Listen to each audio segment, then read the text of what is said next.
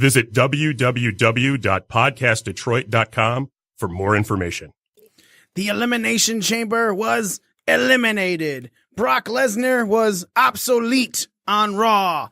What else happened throughout the week in wrestling? What else is going to happen leading up to the road to WrestleMania? We have so much to talk about this week. We have a special guest in the house, and this week we are going to break down with the best of them. So let's...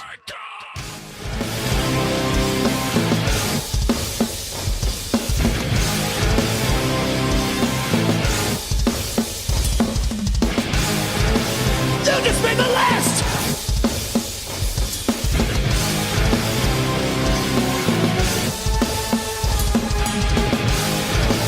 Kiss the ring.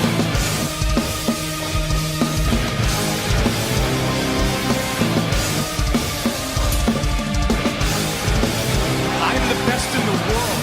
What?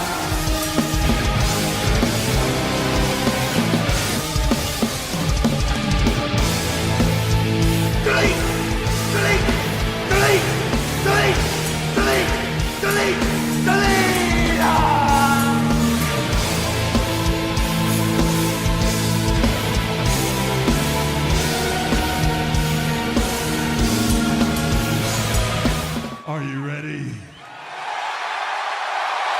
No! I said, are you ready?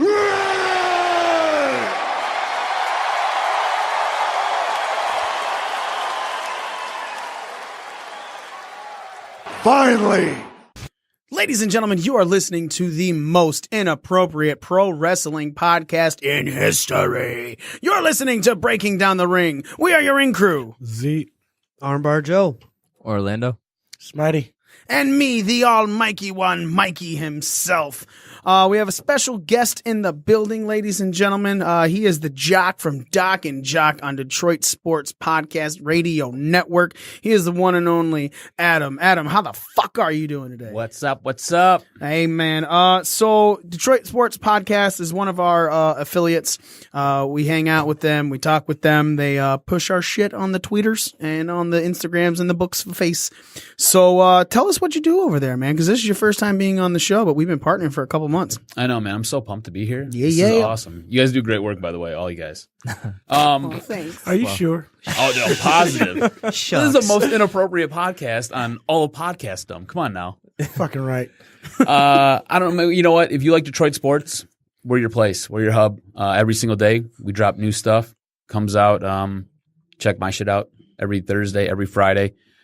We do the Doc and Jock show that hits every Thursday, and then we have our own wrestling podcast where we give our takes, and that drops every Friday. So it's good stuff, man.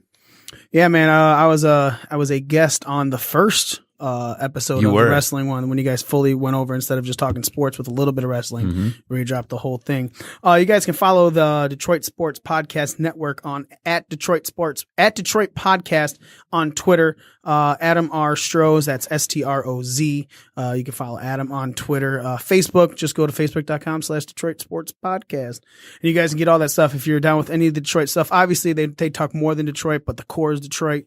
And make sure you check them out on iTunes as well, man. Go ahead, subscribe to some of their to all of their fucking shit. Not some, all. Get all of it. You want to know everything. If you go to DetroitSportsPodcast.com, you can. That's like the main hub right there. Boom, right there. You get all. I'm your glad you're links. pushing all my stuff because Jesus Christ, I'd be horrible at this. Well, I'm really good at advertising. He's our Michael Cole.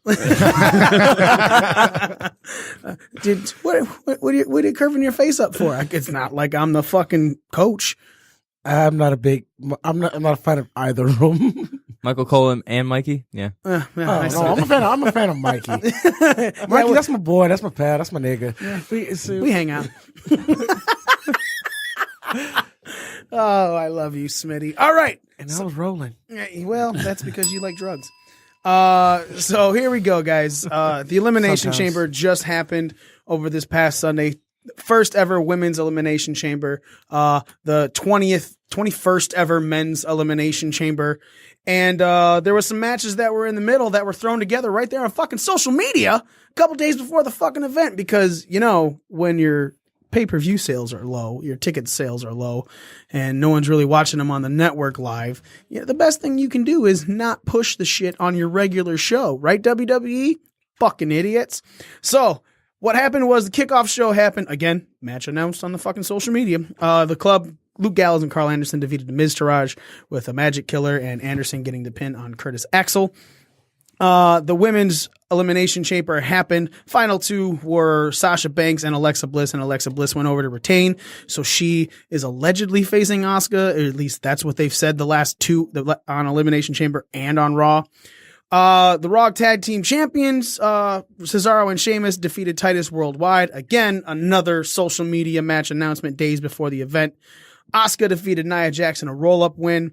Ronda Rousey came out, and there was some nice little banter that was going back and forth. She ended up putting Triple H through a table, taking a slap from Stephanie, and then signing her WWE contract.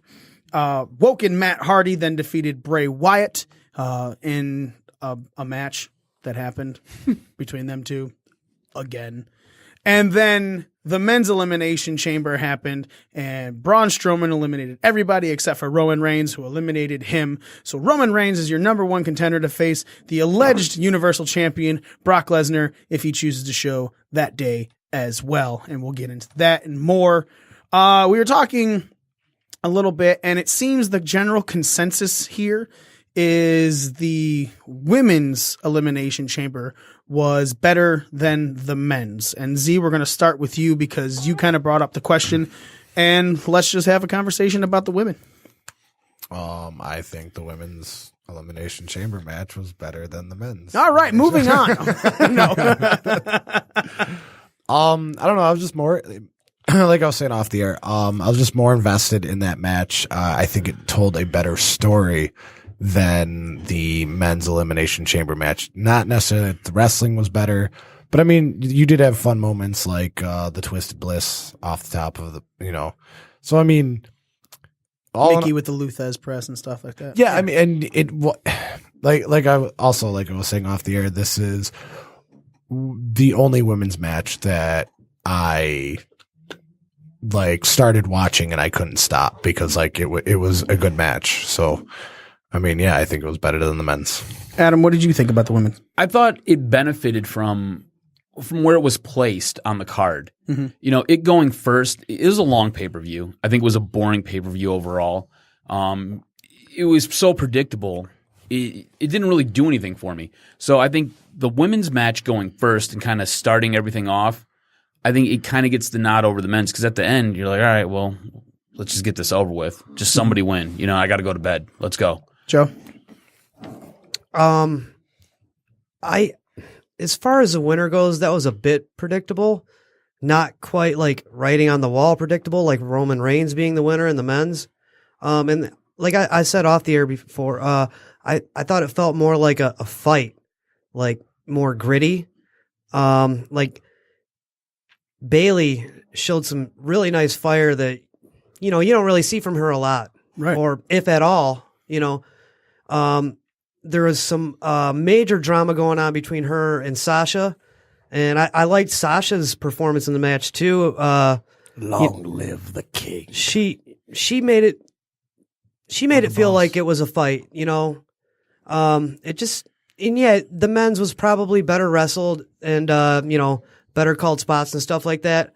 But I don't feel like the men's like it didn't seem like any of them felt like this is going to be like a dangerous fight type of match when they were going into it, and just the whole layout of the match to me was predictable. Whereas, like I said, I thought as far as predictability goes with the women's match, I thought Bliss would win, but I was not as sure that Bliss would win as I was that Roman would win.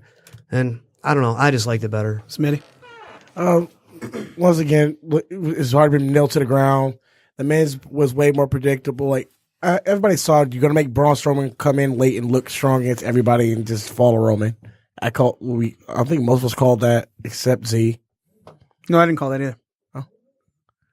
Okay. I called it. Hey, where's your championship belt? You don't need a hostage, you asshole. You take one of the few joys I have this week. The women's match, yeah, I thought it was a better story. Like she said, it's better storytelling. I enjoyed the whole. I called it my Lion King spot with Bailey and Sasha when she was hanging off the pod, and she kicked her off. Oh, okay. I get it, Scar. All right. I was like, was her fucking hair crazy? Oh, I get it. Yeah. Orlando. I just want to say before I get to my opinion, predictable is fine if it's really good. Yeah. Okay, like we watch movies all the time knowing the superhero is going to win, but if it's really good, we're still happy, so it's fine. Predictable is fine. I just thought, like Adam was saying, the show was just boring in general. But that said, onto the match, the women's match. What made it, to Joe's point, that it felt like a fight is that they were using the chamber as a weapon. And the men's, for the first, 20 minutes of that match, they were doing like spots in the match as if there was no chamber around them. It was like, what? Do you guys know that this is an elimination chamber match? And they were just working a match. You know what I mean? And it was like, then finally they got to a spot or two where like Miz got bashed into it. Seth Rollins jumps off. And then finally... but it was just like they weren't using the chamber. The girls were constantly trying to find ways to use the chamber and tease spots, and I thought that's what made that match better, is that's what you want to see in that match. Well, now let me ask you this, because you're also a huge proponent of if somebody's doing something in a match early, don't do it again later because it's just going to – and that's kind of why I think I know I'm the only one, but I'm of the ilk that the men's was better because there was, to me – a little bit more ingenuity, not even using the chamber, but just keeping out the beginning where the Miz is like trying to get his, obviously that's going to happen. And then Balor and Seth going back and forth. Plus, it just, with everyone coming in, eventually it was a good wrestling match outside of it being just in an elimination chamber. And eventually they got to the elimination chamber when more people were added. Yeah, I just felt like, it was very spotty, the men's match was. Like they did a lot of shit. It was really spotty, really fast and stuff. And I was like, that's really not the type of match where you want things to look choreographed. Like to Joe's point, I think it needs to look like a fight in the elimination chamber. Just my opinion on that. I thought, again, I didn't think either of them was like head above the other. I didn't think either of them were even that great. I thought they were both okay. But I thought the women had a slight nod just because I thought they were constantly trying to utilize the chamber in different ways. I did have some complaints with the psychology of little things, but that's just the... Well, that's the reason you're here. The twisted bliss off the top, right? Nail Sasha, no sell right into the submission. That pissed me off. That was awful. The reason why it was so awful too is they killed their own pop. Because had they just sold that for a second, because that's a big thing, the crowd would have chanted, "Holy shit, holy shit!" She rolls her in to go get the pin, and then into the fucking Sasha submission. should know better than that by now. So I was like, man, that fucking killed your own spot. Yeah, I was totally bitching about that. Yeah, so I just little things like that, and there's the same thing when I think Sasha kicked Bailey off or whoever. Yeah. It was like a bigger bump than the second bump after that.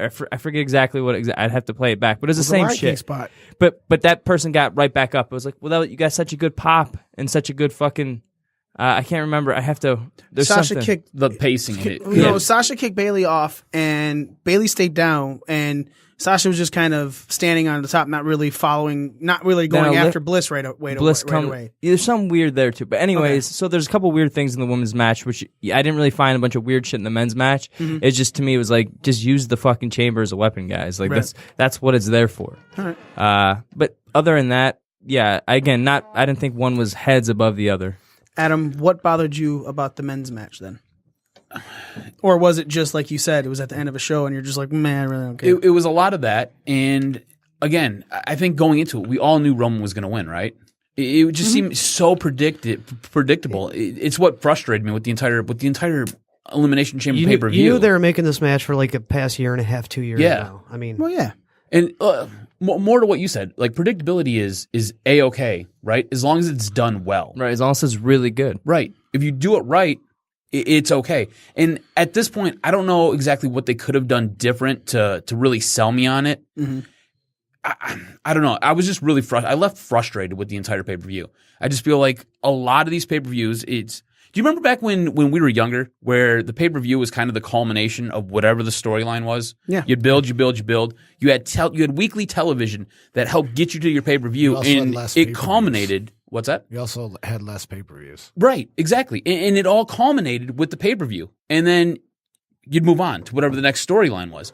I just feel like at this point, there's so many pay-per-views. It's just, you got 10 pounds of shit and you got to cram it all into a 5-pound bag. And I feel like that's kind of what you get. And then more to your point about with announcing things on social media. I mean, can we get like storylines on Raw? Mm-hmm. Can we get storylines on SmackDown? And then can we build? Right. Can we build? Can we get something going here? And not just like, okay, here, we're going to give you a match because we got to fill time. Right. It's like you have the best production value, like the biggest budget in the entire wrestling universe, and you got people cutting promos on cell phones and shit. Like, right. It's just all that comic book shit has to go. Yeah, and the graphics, that drives me nuts, dude. Yeah, again, though, like when it was cutting promos on social media for social media, we all loved it. When they started pulling that and then throwing started WWE. I get it for like the mixed match challenge and stuff, but like doing it for like Raws and pay-per-views, it's like, no, man. Like I want to see an interviewer backstage, you know? Like, did you guys happen to see that clip of Kevin Owens coming out during his entrance and he's doing one of those? And he grabbed the camera and he goes like, I haven't been doing this for the past 15 years. All of a sudden it's cool to do. Yeah, I saw that. I agree. When you have a 3-hour show and another 2-hour show, and each of them have specific pay-per-views to build to, there should still be the ability to build on your show that everyone's watching. Because look, man, the people on social media are basically your NXT fans. You know, sure, there's you got your people on Twitter and everything that do it, but they're not on Twitter like, oh, I'm going to just follow all these wrestlers and I'm going to see everything that comes up with it. Sorry, that's not how Twitter works. Maybe that's how Facebook works with its algorithms, but Twitter's more, you can have it set to seeing your top tweets first, but that's not the fun of Twitter. You know, I invest 5 hours a week watching just WWE. Yeah. And then if you factor in a pay-per-view, that's another, 4, maybe 5 hours? And if it's a big one, you're probably looking at 6 or 7 hours? Yeah. Oh, shit. With the takeover the day before. Right. In 1 week, I think we added it up. It was like 18 hours of fucking wrestling. And I'm trying to follow Ring of Honor and New Japan and now even Impact a little bit with the new regime. And that's just like, especially with the... So how's that going for you? Yeah, with a newborn, it's like impossible now, dude. I'm like way behind on my shit. Good news is you're never sleeping, so you're good. Right. Yeah. So how's that Impact run going for you right now? I don't know. I missed the last couple of weeks. Why is it? I don't know. I watched the one where they had the Border City show we were at. All right, so I saw that. Well, with janky ropes. Moving forward, back to the men's elimination chamber match. When we made our prediction scorecards, when we all put it, a lot of us put in that Strowman would have the most eliminations and things like that. I obviously thought that, you know, the smarter way to push it is have Strowman come in when he did, take all 5 guys to beat the shit out of him, hit finisher after finisher after finisher after finisher, and then finally all 5 of them pin him. You know, there's a lot of talk going around that there's the rumor mill saying that John Cena was pushing for Seth Rollins to win it or Braun Strowman to win it after just eliminating everyone and him going on creative saying, "Oh, we don't believe this. Seth Rollins versus Brock Lesnar isn't believable." What? So, you know, it's CrossFit Jesus. It's WWE just wanting to go Anything's with what they want to go. if you build it right. Right. So the bottom line is, I feel like there were so many. While I did like the men's match, what I didn't like was it just straight up didn't do anything for anybody post that match. Right. You know, there was no real strength showed. I mean, I think Finn may have gotten the most off on Strowman outside of Roman, you know, when he hit him with a couple things. I would agree with that. So it made him look a little bit strong, but it didn't set up anything further. Like there was no real. Is Elias and Strowman the match going forward for Mania?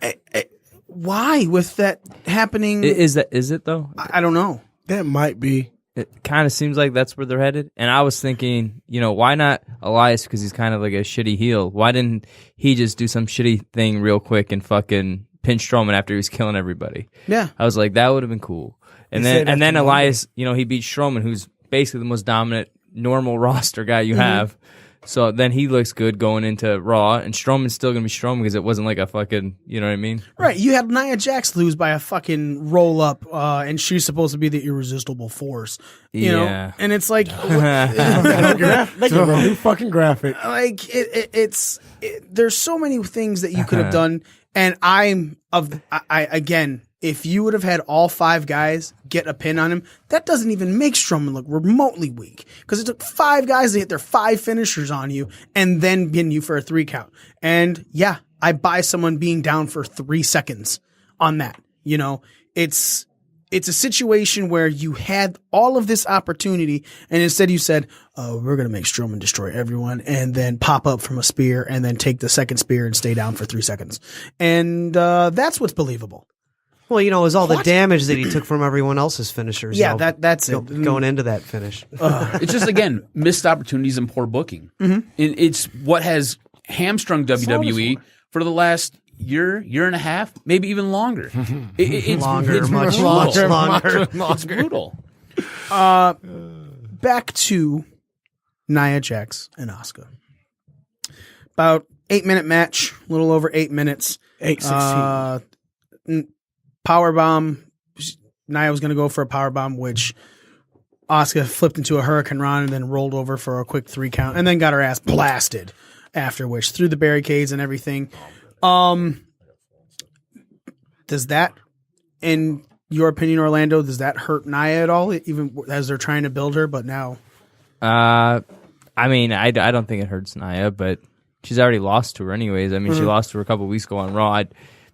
I don't get the booking of Nia anyways. They can't decide if they want to push her as a monster or not. Yeah. And then I think her beating up Asuka after the match, unless they're going to do something else with her and Asuka, I was like, that didn't help Asuka any.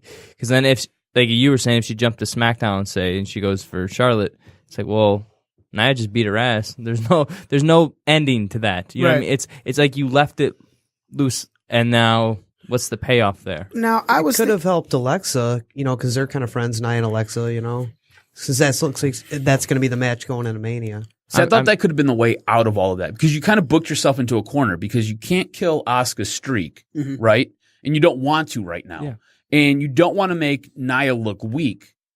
So you have Alexa come out and she does some kind of interference. You could maybe get a DQ there where Asuka's streak continues and it's just a DQ. So then you can maybe kind of start this rift between Nia and Alexa. Right. And you can maybe see that come to fruition at Mania.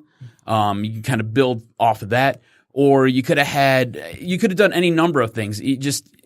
I think Nia getting pinned with a roll up, it doesn't do it for me. You know, again, they're confused on how they want to present her and how they want her to be perceived by everybody. Do you want her to be a monster? Do you want her just to be one of these? I'm just knocking shit over around here. This is the second time Kevin Smith has died by my hands. Right, man. So. Leave the fat man He's alone. already had like a quadruple bypass. Take it easy on the guy.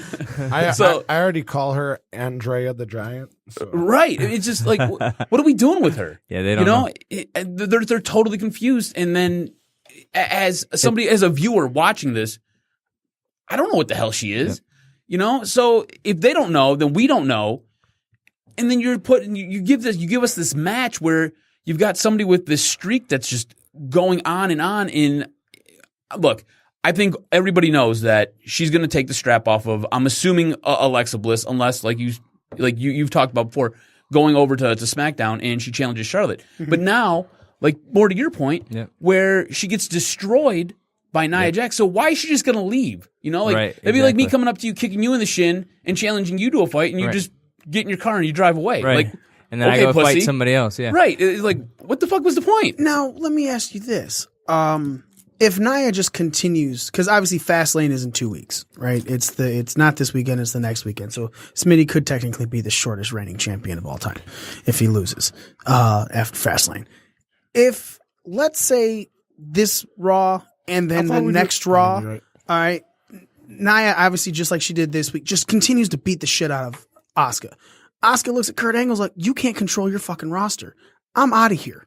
And she puts it off on because already we see with Strowman going crazy, Angle has been getting at him about that. Now Nia is just doing whatever she wants. And then maybe take that into a situation where then it can be like it's not Angle, not so much Asuka running away. Like it's just every time I go to have a match, all of a sudden I'm getting my ass kicked and it's like, but there's no retribution. I don't see anything happening to her.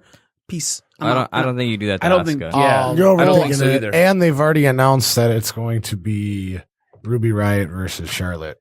At Fastlane. Fastlane. Okay, sorry. Yeah, no. But 'cause- all right, hold on. Nia Jax is going to win the Andre the Memorial Battle Royal. That's what she's going to do at WrestleMania. First only woman to win it. how? What do you mean how? How does that even make sense? Why not? She's the irresistible force. I don't think you do that to Asuka to get this back on track. Yeah, I don't think you do that to you Asuka. cannot do I that think to you her. make her look soft then. And you have too much invested in her at this point to do something like that. Her streak is going to go at least 1,000. She's going to go 1,000 wins before she takes one loss. No, in all honesty, 1,000 wins or 1,000 days. 1,000 wins is a lot yeah, it's a longer. long 1,000 time. days. But it's That's like kinda that Goldberg streak. I think it Just was start adding and multiplying. I think it was you that brought it up a couple weeks ago. How like it used to be whoever won the Royal Rumble, the champion would try and make sure they don't get to WrestleMania, and that's kind of what they're doing with Asuka and Nia. I mean, I kind of like the build. I mean, it's not that it's bad. It's just that it leaves all these women in the dust. There's nothing going to be tied off by the time Mania comes around. It's just going to be loose ended, and then a random match, and then move on. And that's the issues. There's just nothing that ends up like Adams was already pointing out, and we pointed out a million times on the show. Just nothing ever ends up building correctly in these shows anymore, and it's just thrown together, and then it's last second, like, oh, this, and then who knows? Alexa might be Asuka just for the hell of it, because who That's knows? WWE. That their booking is just crazy like that sometimes, dude. Like it does, like they purposely are like, oh, you think this is whenever they think you think it's predictable, then they'll give you some random match that you didn't want. Like Ziggler wins the United right, States Championship. Jinder Mahal is now the world champion. You're But like, Jinder Mahal went world champion because they were going on an India tour. sure, but still, It was random. Yeah, I'm just saying. I just there's nothing that ever makes sense with the way they book these things anymore. All right, moving on. Ronda Rousey contract signing segment.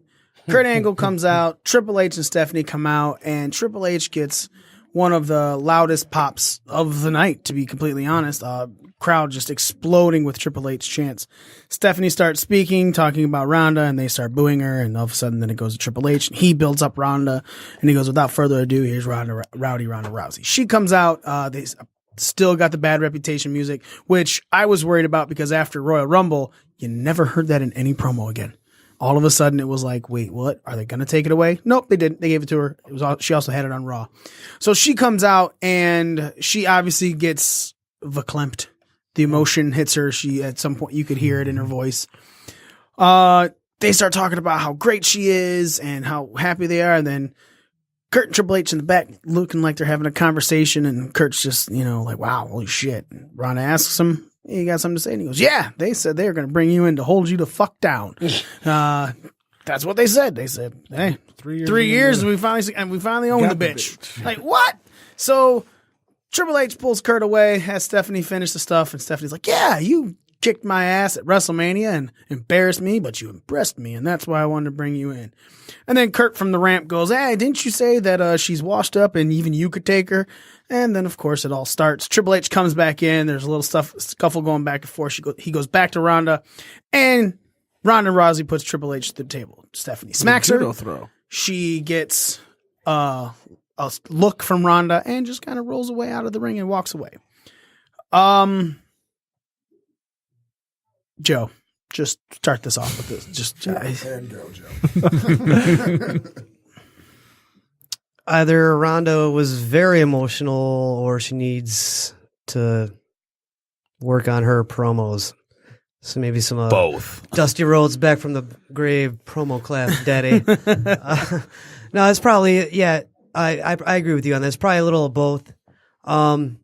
It was pretty shaky there for the first minute or two, and it was just Ronda talking, like they kind of just hung her out to dry, kind of like a goalie on a breakaway. Right. You could tell that she had a script to read, and she was trying to remember the and she was struggling. But Kurt then saved it. Yeah, Kurt and Triple H saved it. That was actually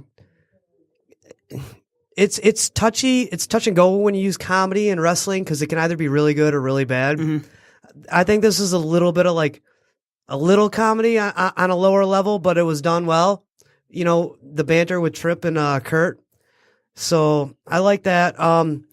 After Ronda struggling at the beginning of the whole thing, I enjoyed it. Okay, Smitty. Exact same, actually. It's like Kurt's kind of saved, like Kurt's original interjection saved the saved that whole promo. Yes, now didn't you see? Now we own the bit. He's like, now we own the bitch. Didn't you back in your office? Yeah, it was the best part. Like Kurt was the best part of it. I'm excited to see Ronda Rousey. I'm excited to see what she's going to do in WWE. Obviously, we know what this is setting up. Yeah, It's now the it's Olympic it's team stone. versus the Authority. mixed match challenge. Yeah, 100%, man. Adam, in watching it, and let's even bring in a little bit of what she said on Raw. And are we with the Raw promo? Because obviously that it was really shaky on the Elimination Chamber, but the Raw promo, I thought it was a little bit better. Yeah, definitely better. Only one way to go from there. Well, and there was obviously now she's come out. Now she's really spoken. It's no longer the first time anything. She came out in Royal Rumble. She first time out there. She right? pointed really hard. Yeah. She came out in Elimination Chamber. She pointed the fuck out of that sign, dude. She came out in Elimination Chamber. Finger bang the sign. That was her first promo and any sort of action inside the ring. When she came out on Raw, she sounded more calm, more forward. Like I liked her delivery on Raw. I thought it was a solid promo. Adam, are you thinking that she still needs Heyman? Because there's a lot of people talking. Give Ronda Rousey Heyman. I don't like the way her character's been presented at all. Okay. From Jump Street. I think she needs to be that monster. She needs to be that force. I want her silent. I want her saying very few words, like 5 words at a time. That's it. Like her best part of her promo on Monday was her saying, I want to rip your arm out of its socket. Mm-hmm. Like, it was forceful. It was impactful. It got the point across. You knew exactly what she was talking about and what she meant, and you could tell she meant it. Like, I liked Ronda Rousey before Holly Holmes beat her ass, right? Yeah, me too. Like she terrified you. She had this aura about her. After Holly Holmes beat her, she's totally different now. And I feel like the person on Raw is post Holly Holmes. I need pre Holly Holmes. Do you know what I'm saying? I want broken Ronda Rousey. She could say so much with her without even saying it, with her facial just expression. with her facial expressions. When she used to walk down to the cage, exactly before she got her Dude, you're first right loss. We're right here, bro. Like she scared me. She scared everybody in the building. That's how I want her to approach the ring. That's how I want her in the ring. I want her to have this demeanor like, you can't fuck with me, and I will fucking kill you. You know, like when she speaks, that's what made me a fan of her. Right. I want it to be mean. I want it to be to the point. I don't want her sitting there dilly-dallying around like, oh, hey, Kurt, you got something to say? I don't want any of that. I want her to be that monster. I want her to be how Nia Jax should be presented to us.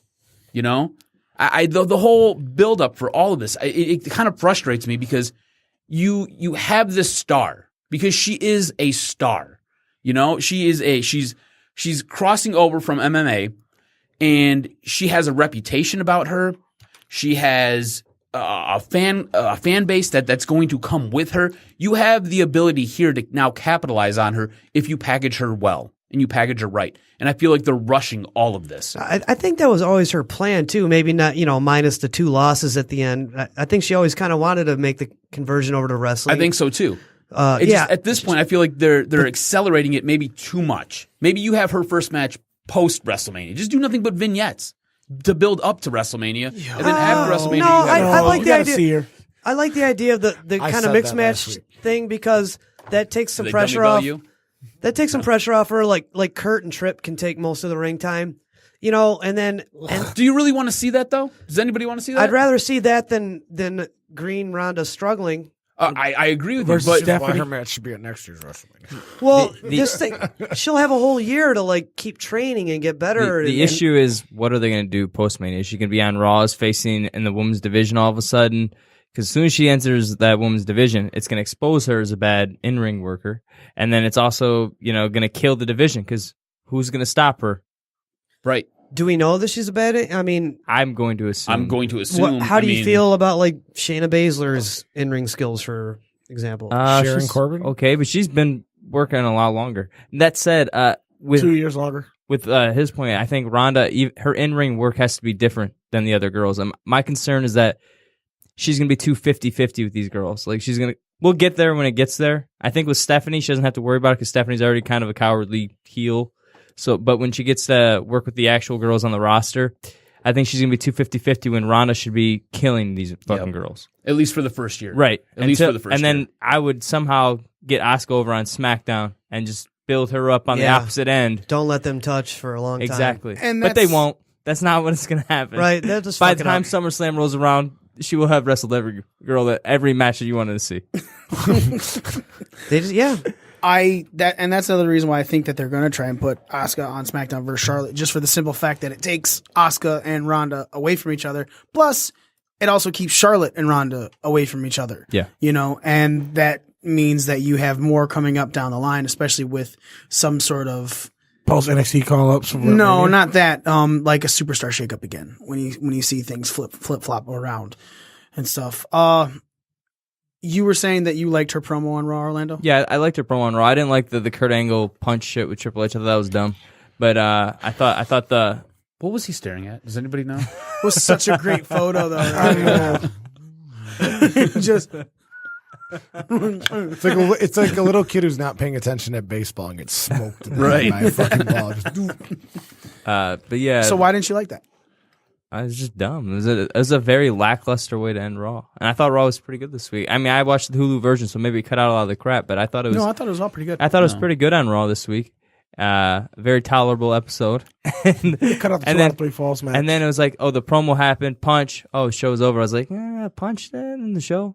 I don't, whatever. I watch guys punch each other all night, whatever. Does anybody want to see Kurt Angle, though, in this match? Like, no. This would be so much better if they could somehow get The Rock involved. Yeah, but I think we said Seth or Cena would have worked better. That'd be fine too. I don't need to see Kurt. I really Cena? don't. No, we never said Cena. Well, no, I said you may have thought Cena, but that makes no sense. Seth would be great. Seth would be perfect. Seth but Seth just went against Triple H last year. If anybody could find Samoa Joe, can we put his face on a milk carton because nobody has seen him and heard of him? He's injured. I get it. But I'm just saying, he's been gone for a long time. That was my point. I know he's injured. Everybody got real serious. He's hurt, man. He's hurt. Yeah, no, I know. I totally understand. Also, the reason I brought Cena there is that if you want to bring the star power to this match, no, Cena doesn't fit with that story at all. No, it makes no fucking sense. And him standing next to Ronda just looks weird to me. Cena's thing has also been his whole gimmick right now was I'm going to find my road to WrestleMania. Yeah, which is ridiculous. And like, you know how many people that like weren't in the Elimination Chamber that are still going to be wrestling at me? That's so stupid. Like, I'm not going to have a way to WrestleMania unless I got SmackDown now. Like, well, you're guys, John Cena. You're going to be in Mania. You know, hey, guys, can we talk about his character though right now, John Cena, real quick? Like, just to kind of deviate. Is that cool? I know you run the show, so I'm asking you. No, fuck you. Okay, That's cool, bro. Michael Cole has spoken. It's your show, dude. It's your show. Oh, he's turning JBL on you now. Michael Cole Nichols over there. We are gonna get there. It's Michael King. Okay, fucker. Going into Raw, what you're saying, it obviously closed with the Ronda Rousey segment, but the storyline that they didn't build in the Elimination Chamber, they did build with the Intercontinental Championship on Raw, and with a great promo by Miz right off the bat, where Kurt said he might, know who his opponent is, and he might have even a match at WrestleMania, and then he ended up facing Seth Rollins, who came out and beat him in a pretty good match. And then Finn comes out right after Seth wins, and some shenanigans are happening after that to where the Miz Taraj get involved to get a disqualification, so the match didn't have to continue. Angle said, hey, you better make sure this match has a finish, otherwise you won't even have a match at WrestleMania. And of course, they went and finished, and Finn went over on the Miz, making it look like what the setup is going to be, a triple threat match at WrestleMania between Seth, Finn, and Miz for the Intercontinental Championship. Which is fine. Yeah, but with that build, is that what what are our thoughts, Smitty? I think because Seth Rollins' original angle is gone, this is just a way to give him something to do for Mania. Okay, but what are we thinking about this? I think it's gonna be a great match. It's probably gonna be the show stealer next to Nakamura and AJ. It'll be my second favorite match on the whole card. We'll see. I say that because whenever I see Finn and Rollins get in the ring together, they get real spotty and they get real quick. And that Mania crowd, you got to slow down a little bit for. I think that's what the Miz. I think that's what the Miz will be there for. Do you think But that Miz won't be in there the whole time? It's triple threat. it gets spotty because of the injury and they're just worried? No. No? My only complaint with Rollins and Finn's work, and I think they're both really good.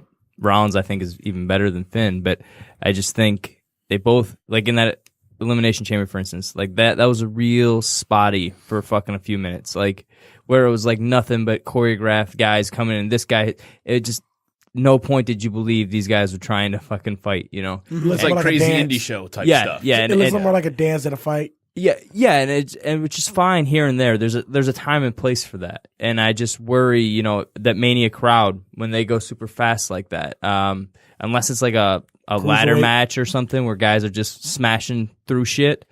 That normal fast pace at Mania doesn't necessarily translate because the crowd response is from so far away.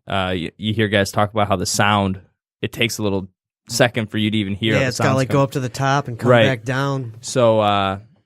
I would be concerned in that match. I still think the match would be really good. I'm just throwing out a hypothetical. You know, they might get a little too much for that crowd. Z. I got nothing. I got lost in what he was saying. Callie's They don't call him the best co-host in the business for no reason. Joe. What would Kevin Smith do? As much as I'm a fan of pretty much all three of these guys, I'm kind of indifferent about it. Like, why? I don't know. I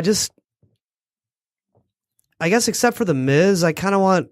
Well, I kind of want just something higher profile. I guess for all three of them. I don't know how to get to that higher profile level, but this just seems to like keep it kind of like mid-card and basic for all three of them. But this is the second belt on the Raw roster.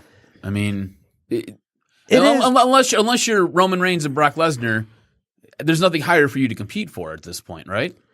Yeah, but I think just making it a triple threat, just for some reason in my mind, it like lowers the importance of it for some reason. I don't know why that is, but that's just how it works in my mind. This is just something they gave Seth to give him a spot at Mania. At this Well, point. maybe that's it. They still got a few weeks till Mania, so let's see how they. If it's like Joe saying, and it's just a regular match, which is seems like what it is right now. I understand Joe's point, but they do have a couple weeks to make this seem or make us care. Will they? I don't know. But the Miz makes you care about the IC title almost every week. Yeah, but the Miz was complaining about disrespect, so it's entirely possible that they could go the route where they make him wrestle twice at WrestleMania. Once again, Seth, and then if like whoever wins that match. That's goes on to possible, but WrestleMania. I don't see that as being likely. I don't think that's going to happen. We're gonna see a three-way dance. Son. Yeah. But would I you think we're rather gonna have a see three-way that than a too. triple threat? And I think we got a slow subtle build going on here. There's gonna be storylines that are, I think, I are don't gonna think it's that intertwine. subtle because it was pretty obvious what was going to happen after this week's Raw. Right, but what you're seeing though is you're seeing a little bit of an issue here, a little bit of friction between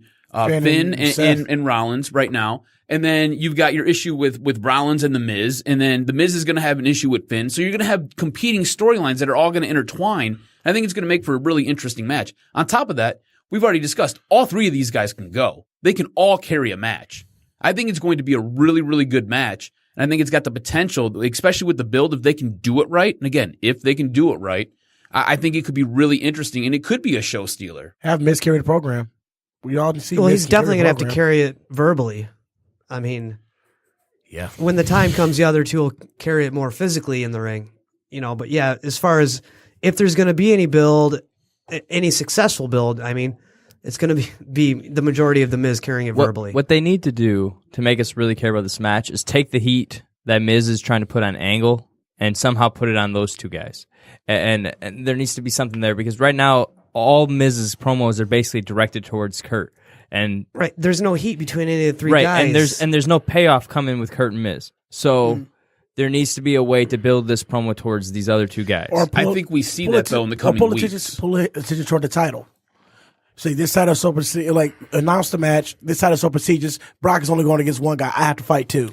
And it's just kind of like the WWE, you know, the feeling that I get from them in general, as of late, I've said it before, they just have a way of making things not seem very important. And I just don't feel like the importance of this match. Not yet, anyway. I'm not saying they can't change that along the road to WrestleMania. Maybe they can. I just don't feel it yet. I don't know.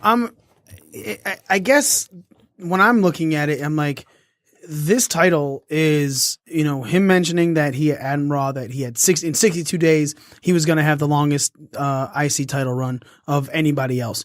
And how he doesn't know what he's doing for WrestleMania, and his general manager is telling him what he might have and stuff like that. And I agree. A lot of the promos are definitely based on Angle, but it's fine for now. But I'm just saying, as it goes forward, they're definitely going to have to transition. But transition in off the title. In that sense, right now, it is making it seem like Miz is going, I'm being overlooked again. I'm sick of being overlooked again, and this needs to be on a much higher scale than what it is. Now, with that said, I'm looking at this like whoever goes to fight him for this title, granted, they're taking it off of him. He is saying that, but he's not making anything about that about his potential opponents. Which, again, we'll get to. We're not saying that it's not, but to set up where it is going to go, you need a strong foundation. And that strong foundation is the promo that he cut this week. You're right. If next week he starts ripping into Angle again, or not mentioning Finn and Seth, like, why do these guys, Finn only has a win over me because I was in a match right before that, and then Seth comes out and goes, yeah, dude, I went 63 minutes and I beat 2 people. You didn't beat 1 in the same amount of time, basically challenging. And there's like many different ways to go about this and switching it over, but nothing about the Intercontinental Championship ever made me feel like it wasn't important. I've felt like many other programs weren't important, but anything for these belts, I've always said, hey, it's going to be pretty sweet. I mean, the title is I don't want to pick holes in it because that's a blanket statement, but I don't feel that way. I feel like the title itself is important. But it's had its ups and downs. But you need heat and you need a feud to make a program feel important, and there's no heat, there's no feud here. But they they do have a couple weeks. Yeah, that's got time. The plot I don't think they're going to deliver and make me care, but I do think that they have time too. Just for the record, they have the potential to. They won't, but the potential's there. Get your shit together, WWE. Make Orlando care. Hashtag make Orlando care. No, don't hashtag me.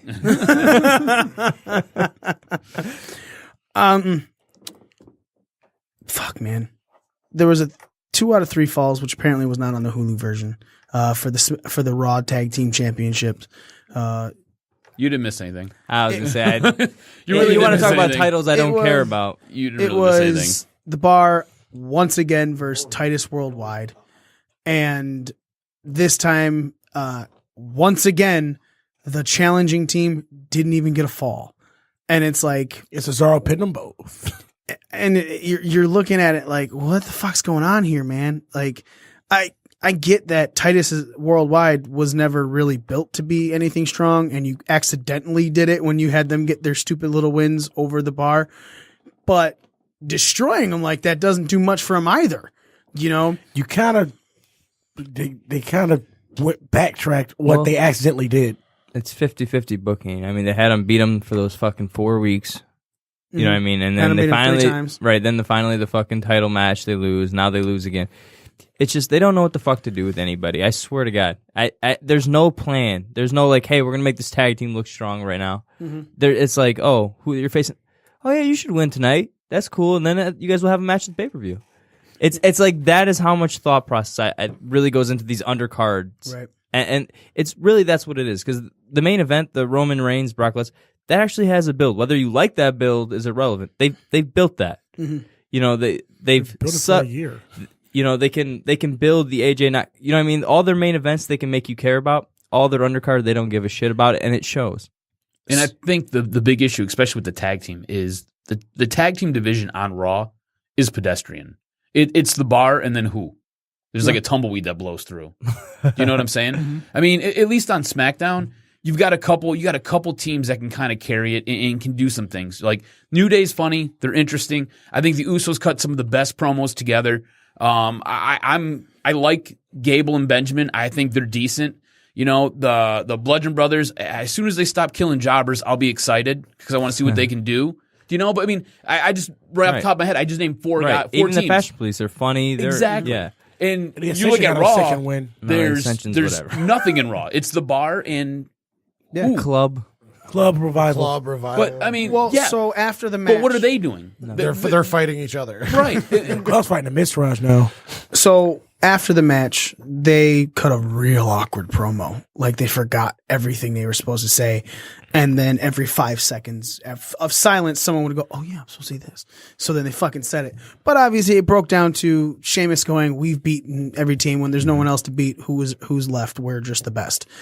On Twitter, obviously, someone, Dash or Dawson, took a screenshot of that happening on Raw, and then with the raising hand emoji. So they're right. I don't think the bar has beat the Revival. Nope, they haven't touched But yet. the Revival, since coming to the main roster because of start, stop, push, and like you don't care about. I don't care a shit about them anyways. I think they're kind of overrated. I like their work, but I think their promos and stuff is. I'm tired of the anti-indie promo. There's fucking 4 dudes doing that gimmick. You got the Revival, you got Corbin, and now you got fucking Velveteen Dream. It's 4 dudes cutting the same promos. We don't like the indie guys. Cool. We got that. We don't like the flips. We don't like the fat. It's all the same promo. Shut the fuck up. Come up with something new. See, I'm different. I've liked the Revival ever since NXT. In NXT, I liked them. Yeah. And granted, the injury to one and then the injury to the other definitely killed a major part of their push. I don't know why they weren't even remotely seen on Raw to say anything, why that had to be a tweet. Because if they would have said something, then maybe you would have had some sort of build for the tag team division going into WrestleMania. But again, they're doing the whole, hey, look at social media thing. That's look at us. It's not catching eyes. It's not getting any heat. There's no fire behind it. I gave you a layout of how to make that tag division decent a couple weeks ago. Just we all make did, it interesting. And will they do that? No, they won't. I'm telling you, it'll be like, oh, open challenge. Oh, for the belts. Okay, here's this guy. Oh, but we want to fight too. Oh, now we're gonna throw 4 teams in this. This is what we got for Mania. Cool. Yeah. Because everybody's got to be included. It's an all-inclusive event. Well, yeah. Duh. Roman Reigns cuts a promo on Brock Lesnar. Brock Lesnar was supposed to be at Raw. He was not. Roman Reigns said, "Oh, something happened." It cut a pretty decent promo. A really good. The best promo. promo he's ever cut, probably. And obviously, that's not saying much because he's never really had any great promos. But he cuts a harsh promo on him, calls Brock Lesnar a bitch, and says he doesn't respect anybody in the back and he doesn't respect the other stuff. Come to find out, everything coming forward from this to today, things that I have read is basically Lesnar is over the dates that they had booked for him. So he didn't come in because he's still trying to renegotiate a contract, and that's more important than him being a team player. He's such a dick. Are things that he's such a dick, but I can't even get mad at him because that's the type of thinking that you're all right as a business person. Like it's art and it's business. It's both. But the NWO, that art, that whole angle doesn't happen if guys aren't thinking about their paychecks first. Mm-hmm. So we need guys. We need the guys that fucking stick up for their paychecks and stick up for their contract. And the reason why we need those guys is because you can't have Kevin Nash did this great shoot interview, and they were like, we hated when Bret Hart was champion because he would never ask for more money, he would never ask for anything because he was happy being champion. We were like, fuck that guy. Bill Goldberg, he'd go ask for some more money. Well, you can't ask for more money if you're in the lower card when the main event guys don't want more. So it's fine. I get it. I get that it's shitty to do that. But it's like at the same time, it's actually going to help people's demands and stuff later. So to me, it's like a subtle thing where it's like, hey, I know Brock Lesnar has a special contract anyway, so maybe it doesn't help them. But right. Hypothetically speaking, you want guys that are going to stand up for their contracts and stand up for their paychecks. That means more money for everyone else. See, what did you think about the promo and stuff and subsequent everything with Lesnar? I mean, obviously, I know it's a work. I don't think. I think they gave Roman bulletin points to go, say this, say this, say this.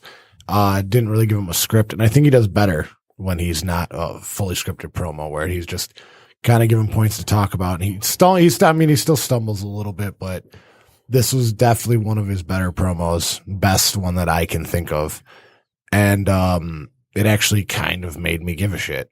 So, Smitty, Mister, I fucking hate Roman fucking Reigns. Oh no, fuck you for that, because you raked my eyes and ears with that bullshit, you son of a bitch. God damn. It just got aggressive real quick. I like how the whole time he did it too, he was pointing with his middle finger like, motherfucker, I will fuck you up. Smitty, You were saying how much did you love this promo? Did not love it, did not hate it.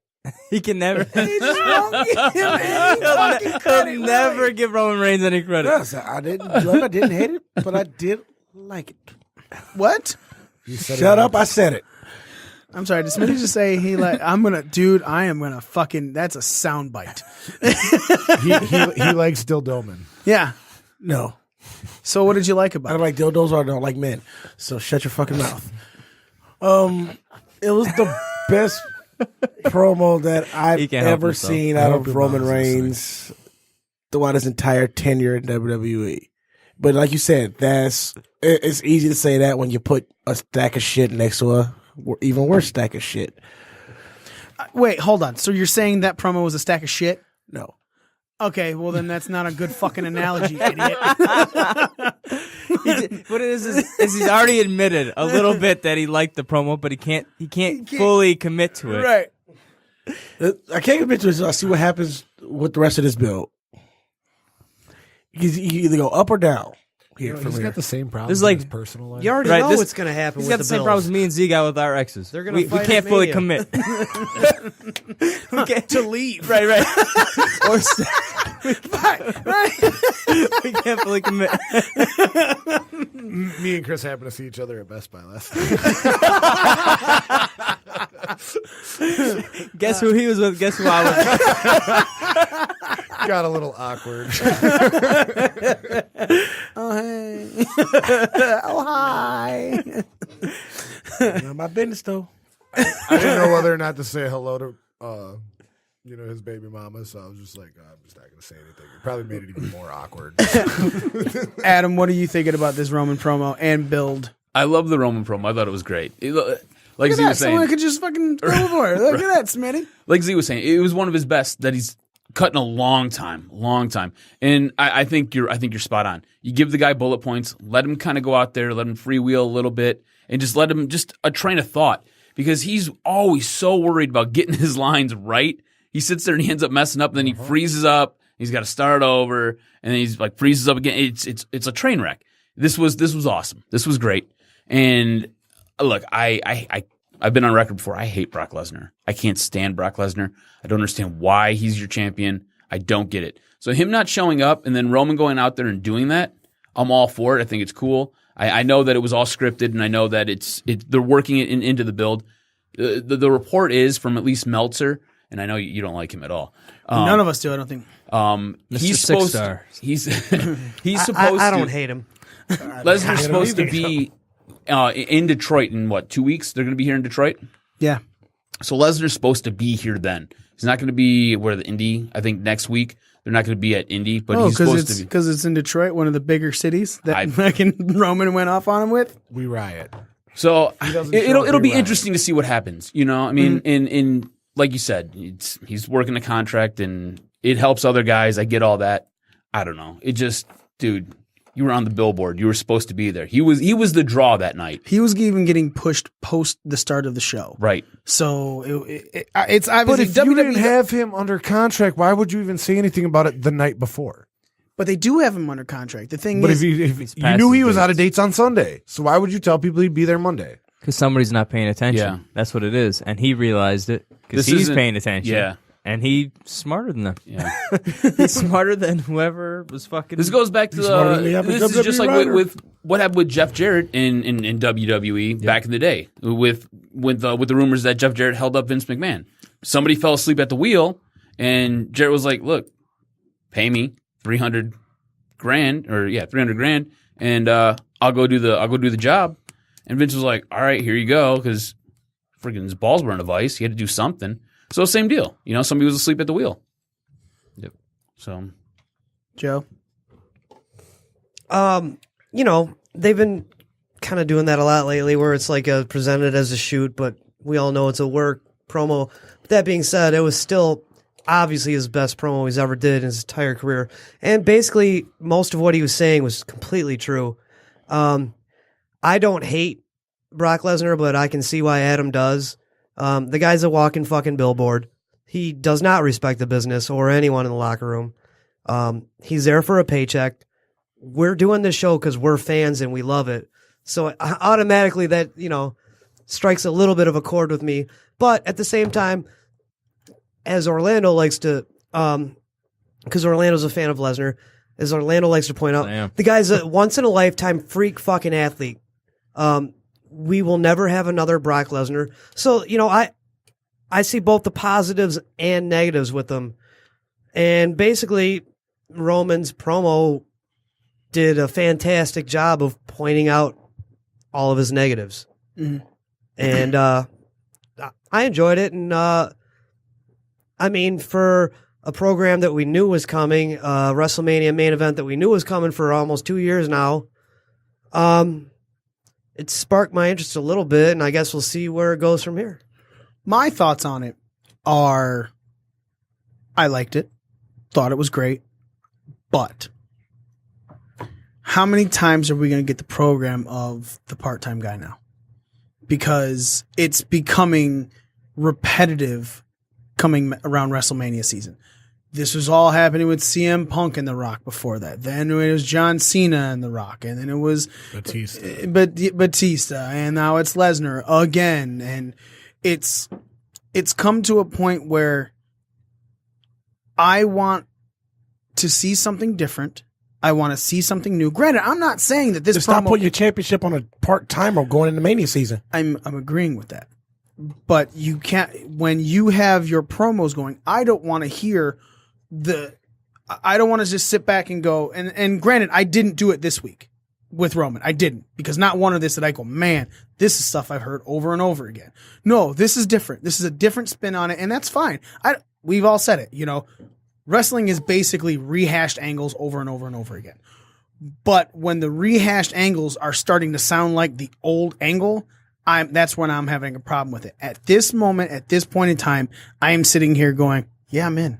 You know, I already know what's going to happen. I know Roman's going to take the belt off of him. And that's fine. There's going to be an F5 that Roman kicks out of that he's going to be, oh my God, no one's kicked out of the F5 since such and such and such. You know, and that's it. That's that match, you know. But that build to that match needs to be so much better than anything else they do, because this, like Orlando said, predictability is fine as long as it's done really well. And after that promo, just like all of us, I'm invested, but I'm seriously sitting back going, I really hope this doesn't suck. WWE doesn't have a good track record in recent history with doing things really well. Smitty throws his fucking arms up. But Brock Lesnar does. Smitty throws his fucking arms up because he hates Roman Reigns. Right? No, but no, that's exactly what I said. Like, I liked it, but I'm not going to invest myself until we see where this goes. But we know where it's going.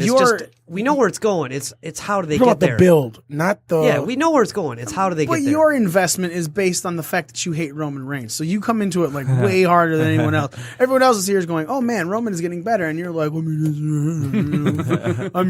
not going to suck his dick or anything. Shit. I'm not going to suck his dick or anything, but I'm going to look." You know?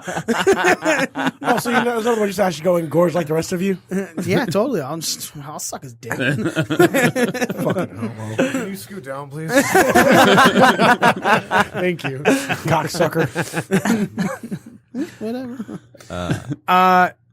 John Cena comes out on Raw and cuts a promo saying he failed. You know, stuff that, and very much saying that stuff that you never hear anyone else say. And he's right. There's not many guys that'll come out after losing and say, I fucked up. I have to make this better. You know, I have to get better. I have to do this. I have to do that.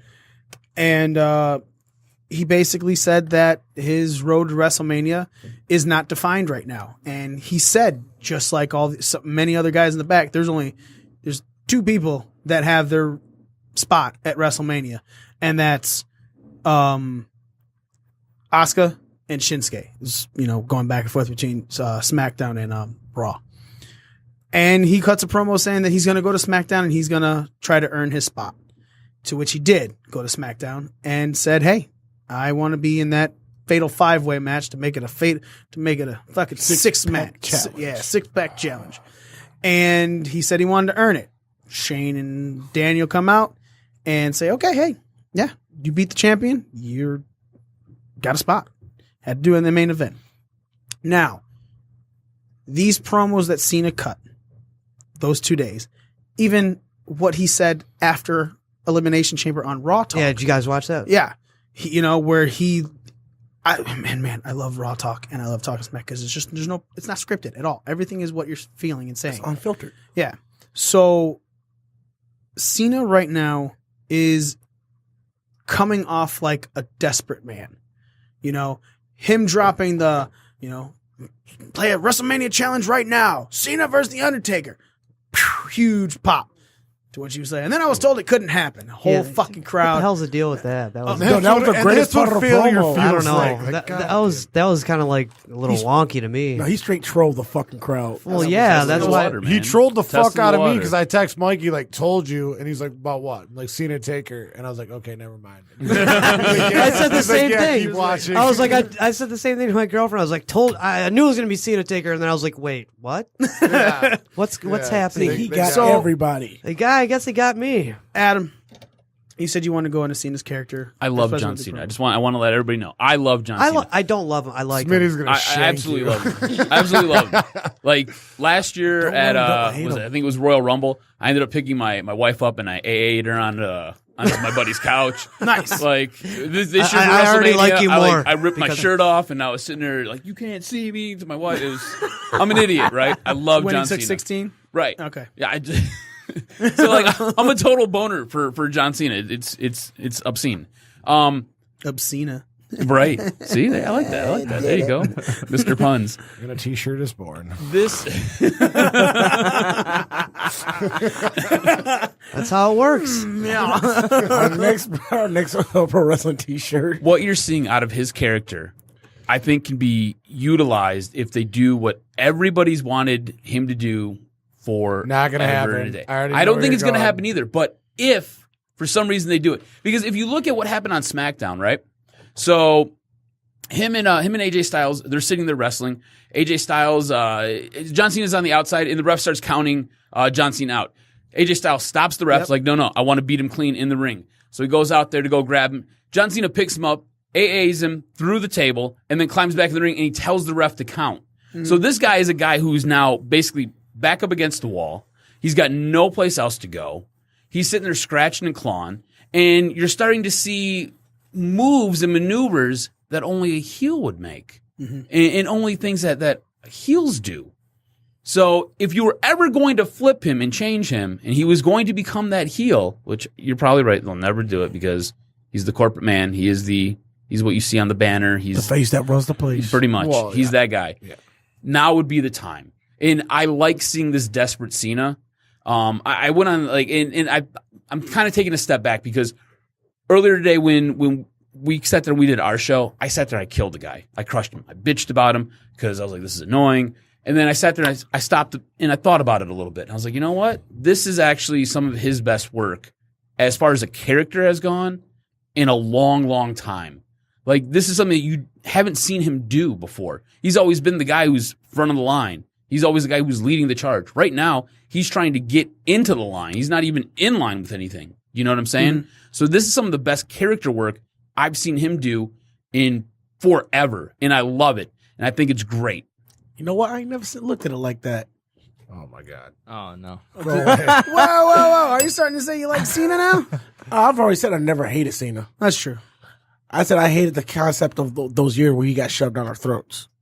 I hate the concept, not the guy. He likes when they just For gently every slide year- it in. Right, yeah, he doesn't like when things getting shoved in his throat. He just likes to, let me loosen this up a little bit. Let me open my throat. Let me get my chapstick on first. No, I've admitted that Cena's, when he had the whole Dr. Thugonomics gimmick and when he first started the whole chain gang thing, I think when they went to the PG era is when I lost the interest in the character of John Cena. When he stopped having an FU and he had an AA. Just the whole PG turn, everything they the did, how they watered him STFU. down. I started applying the worst submission hold in wrestling ever. Yeah. It was What is he doing with that STF? Nobody to this knows. day, I have no Nobody idea knows. what his arms are doing there. It's not hurting anybody. He's just hugging them. Hey, love you. But so on to SmackDown and back to what happened with John Cena. Both. What'd you say? These are good. Yeah, this is our segue to go into both. So don't forget Raw and Raw Talk. I know. All that, I think promo wise, he's doing a good job of making me believe in a story that I know is unbelievable. Because it's ridiculous, like Joe was saying earlier, to assume that John Cena is not going to be a part of Mania, or that he would even have to really fight for a spot. It's like you're John Cena. It's like Hulk Hogan fighting for a spot. You know what I mean? It's like, no, you don't have to fight for a spot. Let Earthquake fight for it. JYD fight for it. Right? So JYD was over. He didn't have to fight for it either. Yeah, no, not JYD. I told you that. We talked about JYD last week. I don't know why you don't think. Anyway, all right. How drunk was I? Anyways, He wasn't here last week. it was a week or two ago. Orlando, what you're saying right now is exactly what I said earlier today. And then I sat there and I stopped and had a heart to heart Well, with the myself. story's unbelievable, but I think he's doing a good job. He's doing the hell of. Here's where they lose me with this story: the announcing. Because in the announcing, they keep putting it over, and now I'm just like, shut the fuck up. John's doing it without you. It's like John's promos. You're like, okay, good. Everything you're doing, good. Then the commentary comes on and just hammers home a fucking point that's like, shut. Now you're making this Right. completely unbelievable. So it's kind of like Cena lost his smile. Yeah, but it's not him who's doing it. It's like the fucking comment. It's like I just don't like how they try to hammer things home. I don't like when they hammer home all the fucking nicknames. The Lunatic Fringe. I swear to God, I want to choke somebody every time I hear them. Me too, dude. There's nothing. So there's no lunacy or nothing maniacal about Dean fucking Ambrose. Even if there was, just the way they hammer home these obnoxious fucking points. They create their own language. So that was getting on my nerves. And then I liked the count out thing. I think the match should have ended there. I think he should have won by count out. I think that would have been a really fucking cool, shitty way to win. It would have showed, even if you didn't want him to turn heel, it would just show the desperation of the fucking moment. Instead, he just won. And I was like, well, you fucking had me here. You told the story in the match, and then you deviated and you won. Did it, And you beat the champ. Which that pissed me off. Which is, he's supposed to be the champ, and he's going into Mania. It's not the best time to fucking... That pissed me off Why too. does the champion have to sit there and wrestle a guy who's going to go and try to take his belt in a match in a couple weeks? Like, none of that made any sense to me. I thought that was stupid. I thought that was dumb as hell. I don't see Because how that SmackDown Live is the land of opportunity. Hold on. I don't see how that could be stupid, because why else would he be legitimate as a contender to the belt, as a number one contender, even though there's other guys, if he doesn't beat the champ? The same way that Baron Corbin and Dolph Ziggler got in the match. Right. Don't make it somebody random. Well, they got in the match because they were supposed that's Shane, and then they were attacked in the back. John Cena literally coming to there, it's like, yeah, beat this guy. You would have to beat the champ. And now I agree with Orlando. I don't have an issue with how them putting him against AJ. If it was a count out, that'd be a great way to have that happen. What a great story they told then, where John's, like you said, AJ stopped. No, he wouldn't win by that because he was better than that, right? And then that cost him that fatal error of judgment, and John Cena, because he's so desperate, took the desperate win. That would have been a great piece of storytelling moving forward. I think him just beating AJ took the angle backwards, and I think it took AJ backwards. Again, they'll get it back up because those are...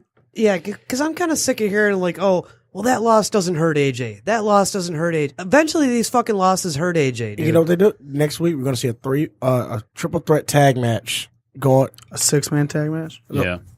Yeah, well, that's how that's end of it set up. But I'm I don't think they do hurt AJ when if he still holds the belt. You're allowed to take losses. You're supposed to be able to take losses. Heel champions take losses for non-title matches, not your number one babyface and probably your best fucking performer in the company. Yeah, but again, where does that? That's how you know building people like when Cena was looking like God, and when people start labeling him Super Cena. But not AJ. AJ's not built that way, anyways. But anyways, I agree with Joe to an extent. I don't think you can never lose, but I think this was not the way for him to lose. I agree. I don't want to see I think AJ that count lose out this match through a on the table. road to Mania. That count out through a table, though, I think I would have been okay with. I would have been like, that was a really, even if he just missed it. You know, like when that fan helped him up, that was fucking genius. That was awesome. That was amazing. It was one of the greatest fucking spots I've seen in a long time because there's not much type of fan interaction like that. And when AJ's reaching his hand on that fan's like, yeah, I help you up. And he did. And if like, AJ would have still missed it, it would have been like, man, you know, it would have like showed, slipped on the table as he was reaching for the ring. It would have shown that the fans are really behind him. You know, that was totally unintentional, but you know, right. They would have hammered home John Cena's story too. That's what I mean. It was just a weird way that it was such a great story moment that I was like, how did you guys not end it there? Like, why is there a match still happening after this? And then why is John Cena just beating you? I was like, that way I would have gave way more of a damn about a 6-pack challenge that way too. And again, man, I'm all right with the 6-pack challenge, you know, because look, they've already shot themselves in the fucking face when they said, okay, let's make it a triple threat. Oh, now it's going to be a quadruple. Now it's going to be whatever, you know.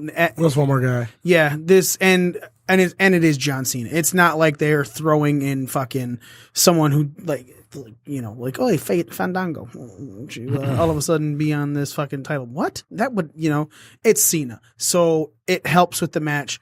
There's a lot of ways you can go with this that can set up things for Mania. Obviously, I don't believe Cena's going to be the one who is pinned. What better way to go into WrestleMania with AJ over pinning Cena?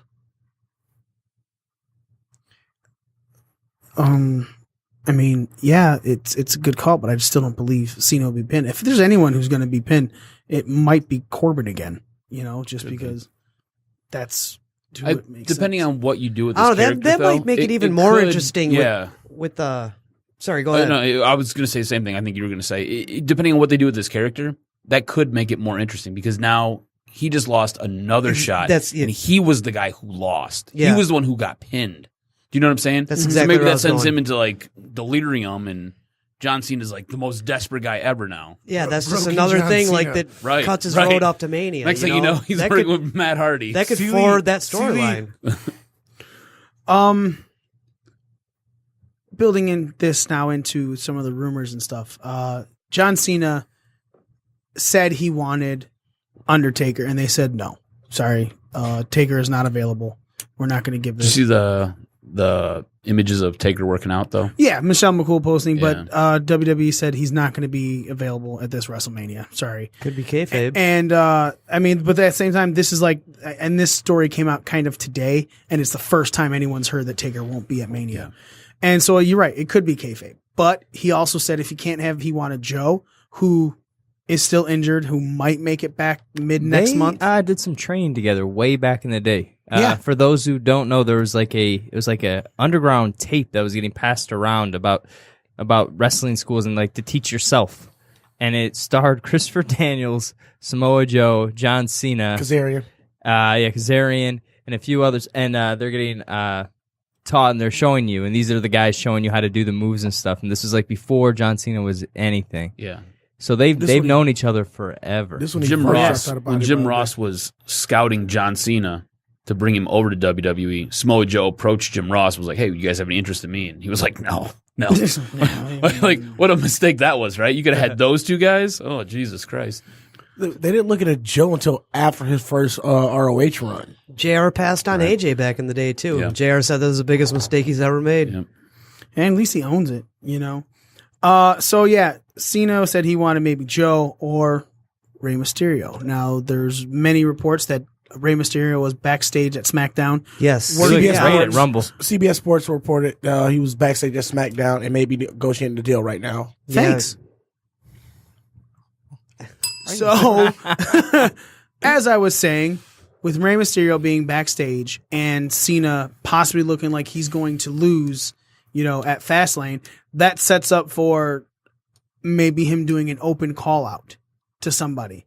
Now, if that happens and it becomes Rey Mysterio that does come out, where would Rey go? Raw, SmackDown, not 205 Live, maybe later, but not right away if he's going to be facing Cena. So where do you put that build? Or do you have Rey as a free agent until a superstar shakeup? Or you might just have Rey for a one-off. Sounds like they're going to sign him to like a more than a Brock Lesnar, but not like doing every loop on the house show thing type deal. 205 deal. Which I think he deserves that contract. My God. For sure. That's what Michaels had towards the end. Yeah, I would put him on SmackDown personally. I would. I think SmackDown needs the star boost. What a boost to 205 that would be, though, dude. That would put that shit right on the map, wouldn't it? It would. That's one of the things I think would put 205 on the map. Is that a trio of titles? Is Rey Mysterio even like 205? No, not even. He's like 150. He's super jacked. He was a really good dude. He dude. looked incredible at at the Rumble, dude. He looked the best like his years. muscles had muscles. Yeah. So Orlando, you're saying SmackDown? I put him on SmackDown. He didn't have to pass no wellness policy. Let's just put it that way. Raw already has the Rousey, Triple H and shit build. They got the Reigns, Lesnar build. They'll be doing something with Strowman and Miz and all those guys. Throwing Cena and Mysterio on there, I know they have 3 hours, so they technically can, but put them on SmackDown. SmackDown needs it. Right. SmackDown could use it. Right, like to me, and it's like not like Rey Mysterio is like The Rock, where it's like The Rock comes back, you're putting him on Raw for sure. Right. Rey Mysterio, I'm like, you can bring him back and put him on SmackDown, like, and that would be sweet, and people would watch SmackDown for Rey Mysterio. Now let's say, they do give him on SmackDown. Are we now worried that cuts any of the other time for any of the other superstars that were already going like, well, where are they at? Like Rusev, who isn't fucking doing anything at all the last 2 weeks, and all of a sudden he's just the manager on week 3. He's still got a presence on the show though, because of a chant. Yeah, because the crowd is so behind him, and why you're not pushing him as a babyface blows my mind right now. Because they just. WWE, that's what they do. They fuck shit up. I don't think it would. I don't necessarily think it would hurt, because if you go back and I don't know about you guys, but that first hour of SmackDown sucked. There was nothing to it. I took nothing out of it, and I really wanted to get into the Ruby Riott Naomi match. Nothing. There was nothing there for me. The match was solid. I was like, this is all. It's all filler. Yep. It's just junk. Like it does nothing to move anything along. It's not necessarily entertaining. I didn't think any of it was good. So I think you could bring him over to SmackDown, and a guy like Rusev, if they figure out what the hell they want to do with the guy, he could still get his time. I don't necessarily think it hurts. And you don't have to have John Cena. You don't have to have Rey Mysterio touch. They can just go back and forth with promos. Just talk. You know what I'm saying? Ray's never been a big promo guy, though. But Cena can carry him. You know what I'm saying? You let Cena kind of carry the build for it. I think that could work. Mm-hmm. I can see that.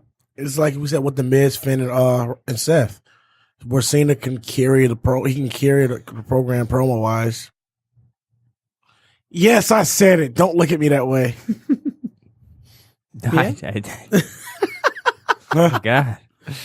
God. Joe, what would you feel about a John Cena Rey Mysterio WrestleMania match? Oh, I don't hate it. That would be fun. That's a nostalgia. Especially like if. Like what Adam and I were talking about a couple of minutes ago, if Cena did lose at Fastlane, and that's just another roadblock, speed bump on the way to his on his road to WrestleMania, and he did do what you said, doing call out an open challenge and booyaka, here comes Ray. That'd be pretty freaking exciting, and if built right the next month or so, 5 weeks, whatever it is, it could be a lot of fun. We've seen Ray have really good matches with, bigger guys throughout his career. And, on the big stage, John's not the most athletic guy, but on the big stage, we've seen him have some fucking excellent matches. So, yeah, if it's done correctly, it could be awesome. Mm-hmm. Now, the other thing about Rey Mysterio is he has a match on March 25th for New Japan Strong Style Evolve against Jushin Liger. So this means that he goes the 25th, and then April 8th, he's at WrestleMania. Well, Evolve is like, kind of friendly partners with WWE. No, New Japan Strong Style Evolved is the show. It's New Japan show. Okay. Yeah, he's got the date with. I did not know that. Yeah, See, like I said, I've been behind on my New Japan Ring of Honor stuff lately. He also has a part-time contract with New Japan, supposedly. Ray does? Well, he has dates with them.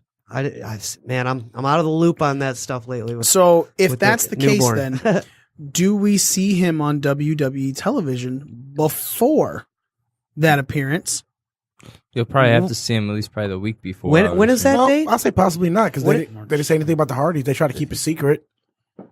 That's true. I mean, yeah, Cena I saw could just him earlier that day, and I didn't know they were going to be me. March 25th, you said, is that date? But they were touring So that's Florida really all close week. to Mania. So then would Cena then just go out in the middle of the ring on WrestleMania and say, I'm a desperate man. First guy out here. Dude, that would be pretty exciting, wouldn't it? I think if this goes back to what we were talking about, where he gets pinned by AJ at Fastlane, and it sends him absolutely batshit crazy, right? Mm-hmm. So he goes out, he ends up looking like a homeless man showing up at WrestleMania, right? It's not so bright yellow, bright green anymore. Right, broken Cena, and just basically like, I'm here, I need a match, anything, just basically begging. And then next thing you know, you got Ray shooting out the floor. Right. Dude, it would be exciting. I mean, it would be, even if it was just like a quick 2-second cheap pop type thing. It'd be a loud cheap pop. It'd be exciting. And plus, I think a match between them would be entertaining, fun to watch. Yeah, it'd be good. Yeah, I could see Ray doing like a video spot too, kind of like what he did when he called out Jushin Liger. Mm-hmm. You know what I'm saying? So did Cena? So I'm sorry for interrupting. Did Cena eliminate Rey Mysterio in the Rumble? I do not recall. I know that Ray. Question. I know Ray hit the 619. The 619 on him, and was it Roman? Roman. Yeah. So I think Roman eliminated Ray. You think Roman eliminated Ray? I'll have to go back and look at this now, because now I'm. That could be interesting. That could be a jump off for a build. But either way, that's what the Royal Rumble is supposed to be used for. Besides determining the main event of Mania, is to plant other seeds for other programs. Mm-hmm. Yeah. So maybe that was a seed planting. Maybe they accidentally stumbled into this little plant that's cropping up here. Exactly. Oh shit! We gotta fix everything now too. But either way, yeah, I think that'd be fun. I think that'd be, like Joe was saying, that's a fun match, Ray versus Cena. And I don't think people realize how big Rey Mysterio really is in terms of like culture, like Latin culture and like Mexico, and he is almost next. He's a wrestling god in Mexico. You know what I mean? Like he is that big, and so many of people that aren't wrestling fans know Rey Mysterio and know what his mask is, and he's seriously, he's really a lot bigger than people really give him credit for, because he's not like that star necessarily in America. He's just kind of like he's an international star. Yeah, but he's huge. Like he's Hogan down there. You know what I mean? Like, so I don't know. It's a big thing to have him come in. Yeah, no, Elias. Cena only eliminated Elias, the Hurricane, and Balor. So yeah. Okay. So who eliminated Ray? I don't know. I don't want to look that much right now. Okay. Moving on. SmackDown's 9:00 hour was featuring National Pancake Day superstars New Day coming out to cut a promo for their upcoming match against the Usos at Fastlane. Then the Usos come out. No, you're missing the best part. Big E got his balls spritzed like 4 times, bro. Hold on. Oh, you're building something like that. Usos come out, cut their part of the promo. Big E responds. Now, in the promo, Epic. Obviously, New Day do their normal shtick. Having fun, the ball spritzing, everything like that. And not just once did the balls get spritzed. They got spritzed 3 times, to the point where Xavier Woods was laughing. Because I'm pretty sure even that wasn't scripted, and Big E was just doing it because it was funny. So that gave the Usos you guys are playing around too much. We used to play around. And now look where we're at. We've been passed up for 9 WrestleManias. 8 WrestleManias. They said they've been in the game for 9 years. They haven't had a single WrestleMania match. Main show, which obviously they may have been in some fucking Andre the Giant Battle Royals and stuff. But again, they said they've never had a main show WrestleMania match. And no, they did did they do a tag ladder match? No. So now they want that. And that's when Big E came back saying, we put in work. We put in the work to be the longest reigning tag team champions. We put in the work to break records, to break down barriers and things like that. Adam, you said this is when SmackDown got good for you. Yeah. Go into it. I totally got invested during this entire segment. So the ball spritzing kind of brought me back, like woke me up out of my coma. Yeah, good so ball spritzing will do that for you. But I was like, oh, all right, cool. We're playing with Big E's balls. This is great. I love this. And then the Usos come out. And it was just, the Usos are great at cutting promos. They're outstanding. They sit there, they play well off each other. And them and the New Day, there's a chemistry there. And they do a really good job going back and forth with each other. And it's just the intensity of the Usos. And then Big E basically just patted Xavier on the chest and patted Kofi on the chest. Like, I got this. Don't worry about this. This is all me. And he just laced into him. And it's like, it was so, because like you were saying, they joke around, they play around. They're the lighthearted good guys. They're so funny, everything, this, that, and the other thing. And he just went right for the jugular. But just started laying into him. All three of those guys could turn it on like that. You're right. But normally that's not their character. Normally they're the fun guys. They're out there laughing, joking. And the thing I found really interesting with everything that happened with the Usos involved in this is for the last couple of weeks, it's really seemed like the Usos were you were ready for a turn. Like they were about to be full-fledged faces here. And this promo struck me as them being more heel than face. So that was a little bit different for me. And just to see Big E just boss up like that and just be so firm about everything, I absolutely loved it. Absolutely loved the entire segment. Smitty, how much did you mark out for this? You know me, I'm a big New Day fan. The Usos, they've grown on me over the last 2 years, give or take. Just like Roman Reigns? No. And like I say, I agree with the whole Big E discharge. Like it's usually Xavier that turns on the serious with the New Day. It was refreshing to see Big E do it. We've seen Kofi do it once or twice, but usually it's Xavier. I do like, and I think the Usos are perfect where they are as kind of tweenerish characters because it puts them, that makes them beatable by just about any team on that SmackDown locker room. And I always love seeing those guys go at it. So no matter what, I'm going to be invested in this match. No. Yeah, because we've stated over and over again. That was one of the most classic feuds for those tag titles. And we never once were like, man, that match was not good. Orlando. Just kind of playing off what you just said. All their matches were good last time, but I never cared about their program because they didn't have any interesting promos. This was an interesting promo. This was a good promo because when they first announced it was going to be New Day and Usos again, I was like, man, we just seen that 6 months ago. Right. You know, like we saw a lot of it. It was like month after month of it. So this promo got me re-interested. I'm like, oh, cool. Maybe it's going to be a little different this time. So I like that there's an actual promo build that I care about. And they're not doing rap battles or whatever they were doing last time. Oh, God. Joe. I've never not been interested in their program.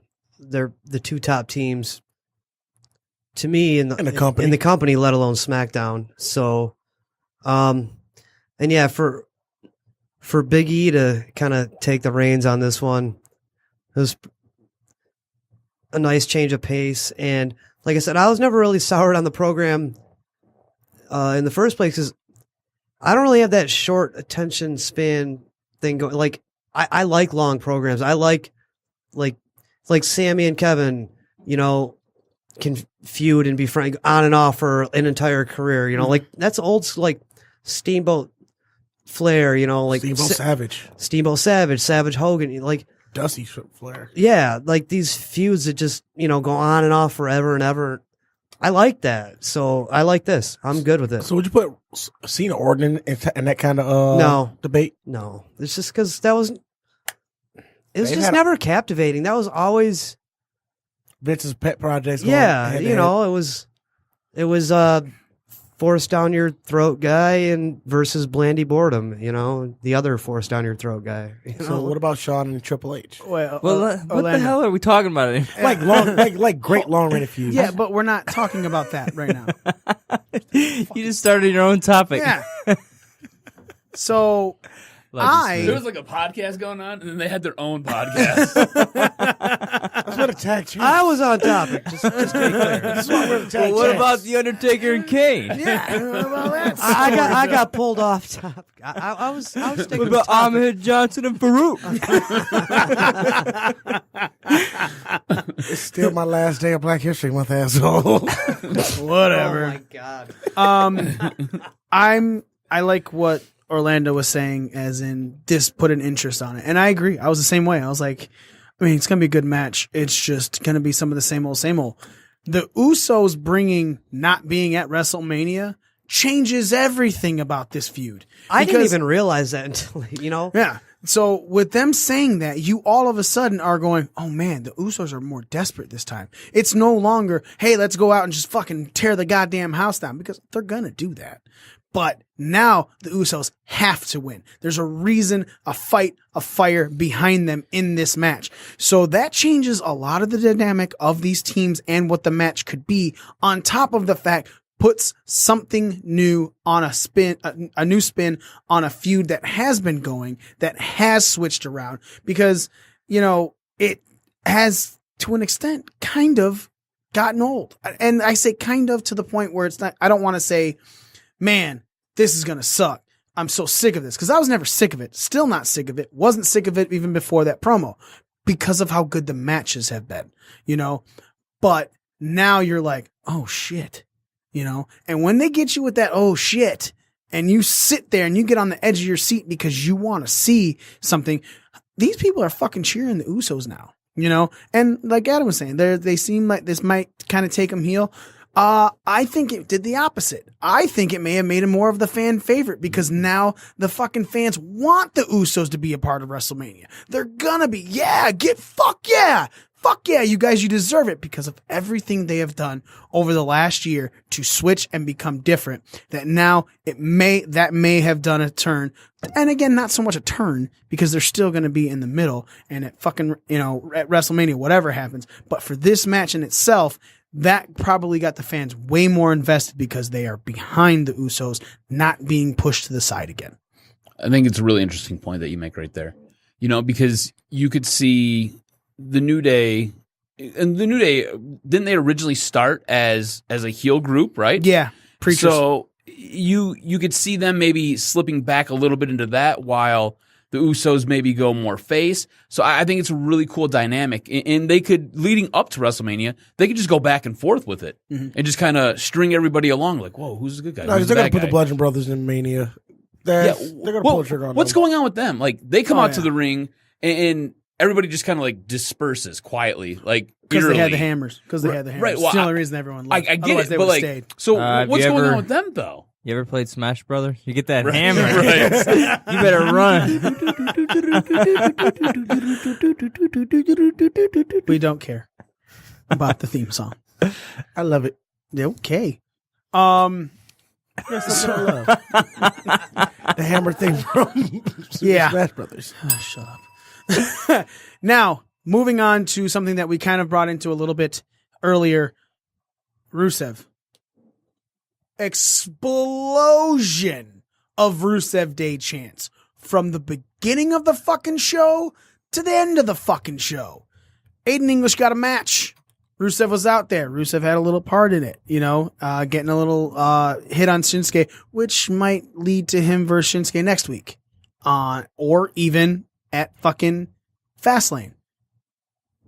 But they are, I think everyone's in agreement here that they are severely dropping the ball on Rusev to an extent to where this might be one of the biggest fuck ups they've ever done. Since Sandow. I was going to say, Damien, it reminds me of Sandow. Right. When Sandow got so over, he was doing ridiculous shit, and I thought, wow, that's dumb and silly, but it was so over, and then they released him shortly thereafter. Right. Well, they put him back with Curtis Axel, and they were doing Macho Hulk ripoffs for a sec, and then they released him. Yeah. Well, that's when the old Hulk Hogan But it feels like porno that. and Bob thing came out, and it killed put an end Sandow's to- career. yeah, You bet your ass off, nigger. Yeah, man. That was a Hogan promo, huh? There, brother. But it feels like that. Is there a way to... Okay, so obviously they're dropping the ball. How do they pick the ball back up and score with it, Adam? I really don't know. I don't know at this point. I don't know what you can do. I mean, does anybody want to see Nakamura versus Rusev? I don't. I don't think that's going to be a very compelling match. I don't think in I'd the like to ring. see I don't it think at Fastlane. I don't think they complement each other. Why would you like to see it at I don't Fastlane? want to see it. I Why think not? it splits the crowd. Right. And I don't think wanna you're do that. killing your push for... I think you're killing your Both push for guys. Nakamura. Because, Rusev's more over than Shinsuke right now. Mm-hmm. I'm not it doesn't. sure. They're not going to turn Rusev. He's got to become a face. So why not do it? Right. He has to become a face. I think that's one way you can save it. But I don't know who you put him in a match with. What they should or have you done, build to WrestleMania with him. I don't know. You can say what you should have done because it's hindsight, but I think Mania-wise, I think he's on the out. I don't see what you can do with him in terms of Mania. Like Unless last you- second, I don't know. at least nothing meaningful. You could throw him in something. He could get thrown in the U.S. title mix or whatever. But I think post-Mania, I think Jinder Mahal wins that fucking U.S. belt, and Rusev takes it from him. I think that would be interesting. I think that's where you go with it, but it's post-Mania. I think up until Mania, I think you just kind of ride it out and hope the fans stick with him for a couple weeks. See, I think that's interesting because I if kinda you go agree back with that. in you remember when Rusev ended up getting hurt, and then next thing you know, Jinder takes off, and we've got Jinder as the WWE champion, right? So Rusev, the build there, and the issue, because you have to have an issue to have some type of a feud. The issue could be that Rusev feels like he's slighted that Jinder got his push, and he could just come out and say that, just shoot, right? Mm-hmm. And you can go from there. And I think that would be interesting, and that would be something that you could go with, and everybody would be behind Rusev, right? Nobody wants to see Jinder as a champion. Technically, you could do that from Fastlane to Mania, but it just seems like hotshot booking at that point. Right. Where I would save that post Mania and just hope Rusev kind of rides this out, because I think the more they build up the undercurrent of him not being pushed, the more the crowd's going to get behind him. So as soon as they start to push him, unless he just drops off, which I don't think is going to happen, because once he's the company guy, he's not the fans guy anymore. Right. So I think if they can keep that current going post Mania, I think then it's the time to kind of pull the trigger on it. So kind of like Dan Bryan. No, this is post Mania. There's nothing like. I'm just saying, like, when you saw like the effect of the crowd. Oh yeah, behind like him. when the crowd gets behind him, I mean, you eventually got to do something with them. But are they going to? I don't know. Right. I'm just saying there's potential there to do something with them. Smitty, you said you have an idea? The idea I had would include keeping the Bludgeon Brothers away from those titles a little bit longer. Give Ada English and Rusev a push post Mania for the tag titles. Have those guys be the guys that beat the Usos for him. What about having him win the Andre the Giant Battle Royal? That's what I was thinking they're going to end up doing. Possibly. But they What should has probably it just done? end that Battle Royal anyways. Yeah, to like be what has honest. that done for anybody? The only people that have had any type of success out of it is literally Corbin. And how much Cesaro. success has he really had? Cesaro has had He's the had most success, and then Corbin has the second most success. Okay, but that's He did taking nothing for show, did nothing for. that's taking the past stuff of it, because when anybody was given that match, right? What were they popular outside of Cesaro? Because you had Corbin Cesaro, win. Corbin Show. was just a dude that just showed up from NXT, so he didn't have a fan following Big yet. Show, which they just threw him his first It's Battle just Royal Big Show. win. Yep. He never had Battle Royal win throughout his whole career, which I went and looked that up. That was Okay. his first ever Battle Royal win. So if you do this now with Rusev, that could spark that match up to be something special finally, and you have a way to push the guy that won it because he already has a built-in following from the crowd, be it whatever the type of following it is, being a heat or a pop. It's something that you have put someone in that when they win it, you're either going to get the biggest pop of the night, or if he was a heel and he had the heat like this, it'd be the biggest heat of the night. Like, oh, why the fuck did they give it to him? What they could do with that is, if they wanted to build something for Rusev, they could have a heel beat him. It comes down to him and some fucking heel, and the heel have Mojo beat him I don't know about fucking Mojo, but just fucking some heel that you want to put in a program with him and put the heat on him by eliminating Rusev, and that way, now Rusev and him can build something from there. But that would still not do anything for the Battle Royal. No, I think it would. I think either one of those two options, I think would. Well, that's why I said. That's why I put Mojo in there. But I think anything other than those two, I think the Battle Royal is just going to be a random Battle Royal. Well, let me ask you this. But then. Rusev, I think, needs to be involved in that to make it matter. Right. If Rusev is the last person eliminated, but the person that does win doesn't get some sort of push from it, other than a battle with Rusev, to where Rusev. Oh, you can say, oh, this person gets a, whatever title shot or whatever. And then, there's a million things you can go from there. I'm just saying, in order for the match to work, in order for the match for us to care about the Andre Battle Royal, which I think no fan is talking about an excitement for Mania. Right. And I think the Mania card looks pretty good on paper so far, but I just think that's the match that I don't think anybody is clamoring to see. And I just say clamoring, so it's important. And yeah, I use some syllables. But I think if you want to make that match matter, I think Rusev has to be involved to elevate the match, to elevate the importance of that match at all.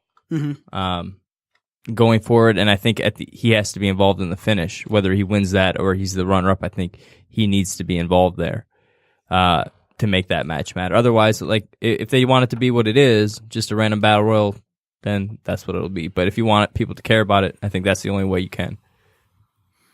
All right. Final discussion before we take off. Is there any? Obviously, the celebrity hasn't been announced yet for the WWE Hall of Fame. Are they killing themselves? Because obviously, the start of it was great. Goldberg, Dudley Boys, Ivory. Obviously, we've had our conversations about China or whatever. Jeff Jarrett seems kind of random. He's fine though. He's okay. Yeah. Because they normally have a couple more people. Usually like 3, 4. I think it's 3 or 4 more people still should be announced. Yeah, they're not done announcing them yet, are they? No, I agree. I think it's like at least 3 more. It is odd with Jeff Jarrett because, like we talked about earlier, he held him up for money, and when Vince bought out WCW, he said on TV that Jeff Jarrett would never work for the company again. Oh no! Thanks to Triple H. Apparently, he is going to be working for NXT at Postmania. Yeah, that's the guy. Yeah, him and Borash. Yeah, it's Triple H is building his own little inner circle right now, especially like this past year that Jarrett has been rather tumultuous. With it's been documented he's had some alcohol issues and had WWE even paid for his rehab. That's probably what opened the door for this, to be honest, was his rehab. That's exactly what it was. And he would apparently Trips and Jeff Jarrett were really good when Trips was first coming up in the company too. So I guess eventually all fences get mended circle. And bygones be bygones. On top of all that, if you look at what Jeff Jarrett has done, because it's all based off of contributions to the industry, right? So Jeff Jarrett has gone from working in WWE to working in WCW, both companies that Vince now owns. Right at the time, he didn't own both, but at this now he owns those. He then went and created TNA, which was a jump off for some of the most talented guys in WWE right now. Guys like AJ Styles, guys like Samoa Joe. Who else came from? Bobby Roode. Bobby Roode. There you go. Thank you. So Austin Aries, but then he went back there. So he's done things in the industry that has helped further the cause. So the Jarrett and his family have done a lot for the industry, like administratively. Right. But has Jarrett really ever drawn money? No. No, I don't think he's ever been a huge draw. I said No. Well, like I said, a great booker till he booked himself. I don't know if you were here, Joe, when we did the overrated and underrated. My overrated was Jeff Jarrett. That was my, and not that I hate Jeff Jarrett. I think Jeff Jarrett is fine. He's a pretty good worker, pretty good talker, but I just never thought he was a main event caliber player, even though they pushed him as such in that later WCW run, and then ultimately in TNA he was pushing himself as one. I just never thought he was a believable main event guy. He was the top guy in WCW when WCW was the drizzling shits. Right, but I'm saying, but those other guys, they felt. Yeah, I wouldn't have booked that either. I wouldn't have booked that either. In regards to Jarrett, I was saying he's the one who felt like he didn't belong there, though. Like those late WCW, yeah, they were the shits, but those other guys that they were pushing, the Steiner, the Booker T, that fit. It made sense. Like, you believe those guys as main eventers. You never bought into, at least me, I never bought into Jarrett as a main eventer. I always thought it was like, dude, you were the dude in those weird-ass gear and fucking for 10 years in WWE, you know what I mean? And he was like, when TNA was like hot, when TNA was the shit,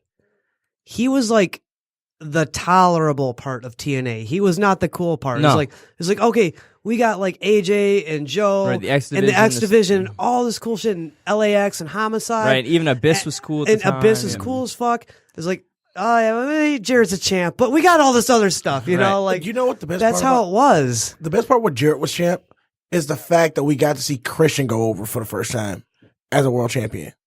Sure, I don't disagree with that. I just, in general, that was my favorite part about Jarrett being a champion. Well, I don't disagree that Christian should have got an opportunity to go over. Christian, all right, you guys are having that. a separate podcast. Right, sorry. He keeps drawing me in, damn it. But it's like, I don't he start just it. hooks you and just reels you in. Right. But sorry. But I was saying, in regards to Jarrett, my rule for the Hall of Fame is the Coco Beware rule. If he's in, then Jeff Jarrett definitely. Jeff Jarrett has done way more than Coco Beware. My Coco Beware. I still don't understand how the fuck he's in the Hall of Fame. Shit, fuck that. DDP need to go in. What? Is DDP in or no? Yeah, he was last already year. Dude, what? like 2 years ago, I think. Oh my god. I drink a lot. Leave me alone.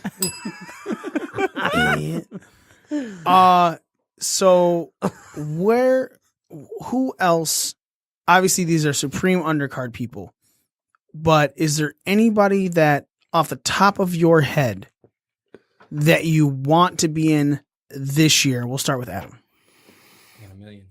You should maybe start over there. I wasn't prepared for this. All right, I know. I got Give me two. two. Yeah. British Bulldog, Dynamite Kid. Okay. Are those? Yes, I'm agreeing. Yeah, As they a should. tag But team?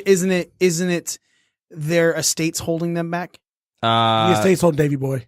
And not Dynamite. Dynamite just doesn't want to be in, from what I've heard. Even beyond that, we can go Demolition. Okay. Demolition should be in. Would Demolition be a top tier tag team though? Like, shouldn't they be like what the Dudley Boys are? Well, So They had fabulous. They had other careers before that, though. Who was he? The Masked Assassin? Masked Superstar. Masked Superstar. Yep. And obviously the other guy is, Repo Man. But and- he was before that. Barry Darso. Was Yeah. here. He was someone before Yes, he Repo was. Man. He and was Demolition, wasn't he? one of the Russians. I forget which one. That's right. Yeah. okay. Okay, Demolition. Yes, but Demolition should, again, there's a million people I could fuck. I literally have a list at home of people I was literally making the other day of people who should be in the Hall of Fame and that aren't. And so those are the first ones that just jump off my head. I'll let you guys name a few others so I'm not just dominating this conversation. Speak of the devil earlier, Smitty sabotaging the topic. Christian, I think, could go in. Maybe not this year, but I believe he's. I'm talking this year. I'm saying, see, I want someone that you can have in the undercard of the Hall of Fame. I think he could. If Jarrett's going in this year, I don't see why Christian couldn't go. Okay. I'm thinking because he just shit the one I was gonna take. Sorry, not really though. Bald son of a bitch. Adam. Bald and beautiful, bitch. I really don't know. You a BBB? Because it's got to be an undercard guy, right? Can't be a headliner. I don't know. I give it to Vacant. Vacant's won a couple titles. Vacant's great. Vegan Vacant's won a couple WCW in titles. 2000 won about 7 of them. Okay, I thought of somebody. 2004. What about Savio Vega? I agree with that. He wasn't a big draw or big guy in the car, but his work was great. He's done a lot of good things. He helped bring industry-wise. people up to speed. Like when Stone Cold was trying to get his footing in the WWE, he worked a shit ton with Savio Vega. And Savio Vega blew him up every night because Savio Vega was an excellent worker and Stone Cold at the time was not. Just like Savio Vega's, I believe he's not in the Hall of Fame. And I think he's still doing a lot of stuff in Puerto Rico right now. I don't know if I'd put Savio in there though. Again, if Coco wears in, sure, Savio goes in. But generally speaking, I don't think Savio makes Hall of Fame. What about one of my favorite guys who does a podcast and is absolutely batshit crazy, Jim Cornette? I love Cornette. He should go. I agree with that. I think Cornette should go in, but like Cornette, I know he had a one-off for his last year's induction, but I'm pretty sure he's still not on the best terms with the company. Doesn't matter. Do you think Jarrett was before this? Before like a month ago or whatever it was, Jarrett was on terrible. Yeah, fucking Cornette terms. should be in. Yeah, there's a lot. I would pay money just to hear Jim Cornette say, "I don't give a fuck." Just to hear him say, "I don't give a fuck." It just makes my day. Vader's not in. What about Bruce Pritchard? Yeah. Yeah. I mean, Brother Love. Besides that, though, he's done a so lot much as far as production. Eric Bischoff. Yeah, definitely, for sure. I'm thinking about Vader. Still. Absolutely, Vader should, even though he's a dick. He should though. Honestly, he should be a headliner in my mind. What about? I got his phone number if you guys want to call him. I don't want to call him a dick. Don't edit that out. Come on, no, you said it, man. Yeah. Fuck it. And if I get bumped around by Vader, just get it on tape. That'd be cool. Just let's go old school with this. Jim Crockett Sr. Yeah. That's cool. Yeah, definitely. Yeah. I mean, he basically laid the foundation for what would eventually become WCW. Yeah. Well, there's a bunch of old promoters. Oh, you could put in. But I mean, like that has not only does that Like have Jim Barnett or Leroy McGurk. But what I'm saying is with that promoter's that's something that that ended up becoming a very modern type thing that the WWE had the arc with WCW versus WWE Monday Night Wars. That's and what stuff Turner like that. turned into WCW. Speaking of Turner, I what would. about Ted? Ted will never. No. Just, don't know just that. to be a dick. Could be in the celebrity wing. The celebrity wing, just to be a dick. Put Ted Turner in. I'm saying he won't because I don't think he'll agree to it. No. Why is Andy Kaufman not in the celebrity wing? That's a great call. If there's ever a celebrity that should be in, Andy Kaufman. I know he literally shit his entire career away he wanted to be in the wrestling business, dude. But that's a great call. Andy Kaufman? But the room we talked He about was last week. involved in the a rumor. couple really important stories.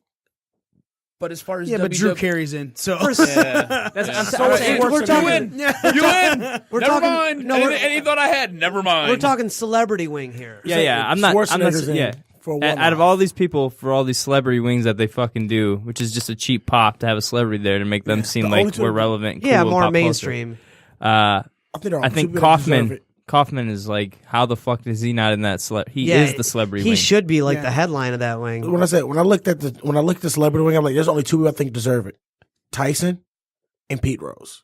No, I Kaufman too. Mr. T. I said the guys. Donald Trump. He was and what involved about in Mr. T and Donald Trump, yeah. dude?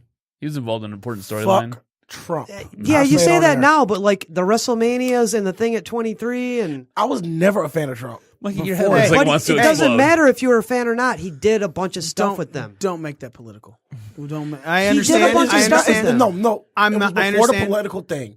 I was never a fan of Trump before. I was never a fan of. Listen, I didn't vote for Cheeto McTweeto either, but he did a lot of stuff with the company. Moving on from Donald Trump. It's a podcast inside of a podcast.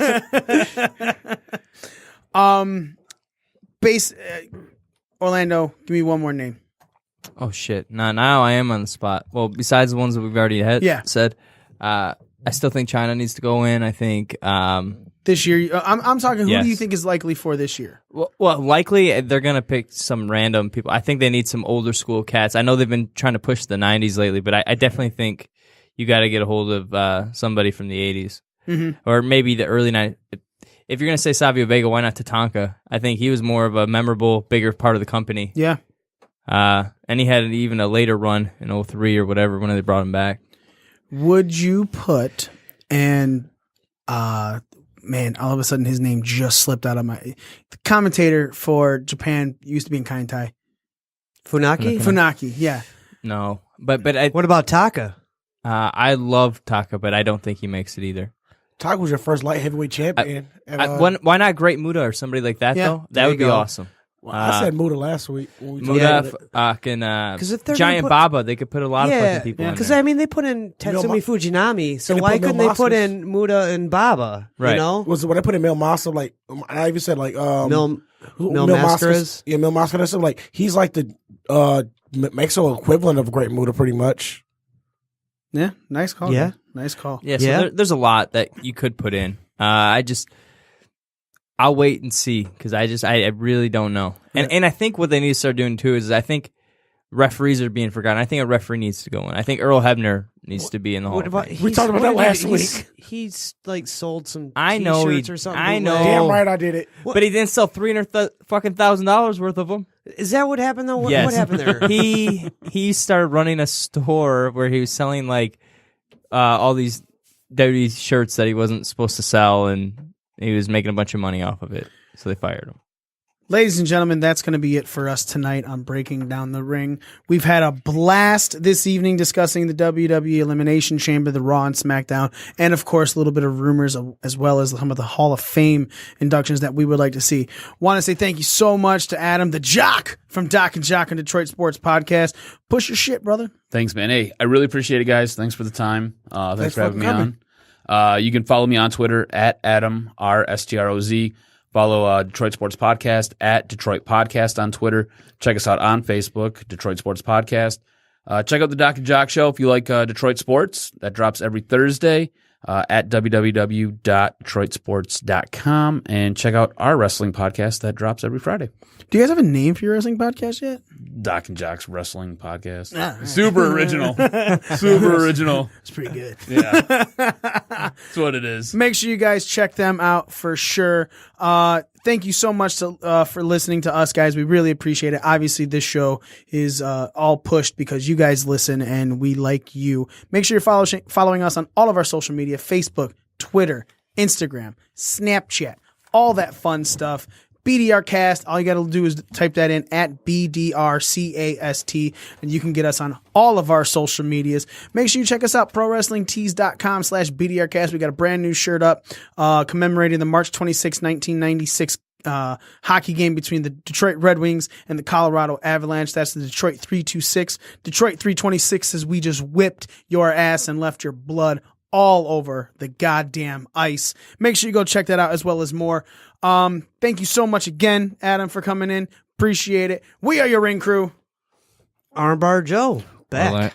Orlando. The current champion, Smitey. Maybe. Sure. And me, the almighty one, Mikey. Guys, make sure you check out also another one of our affiliates. You can go find Avid Pro Wrestling on all of our social medias. We'll be pushing them. We're doing some stuff with them real soon. Thank you so much for listening, and we are out.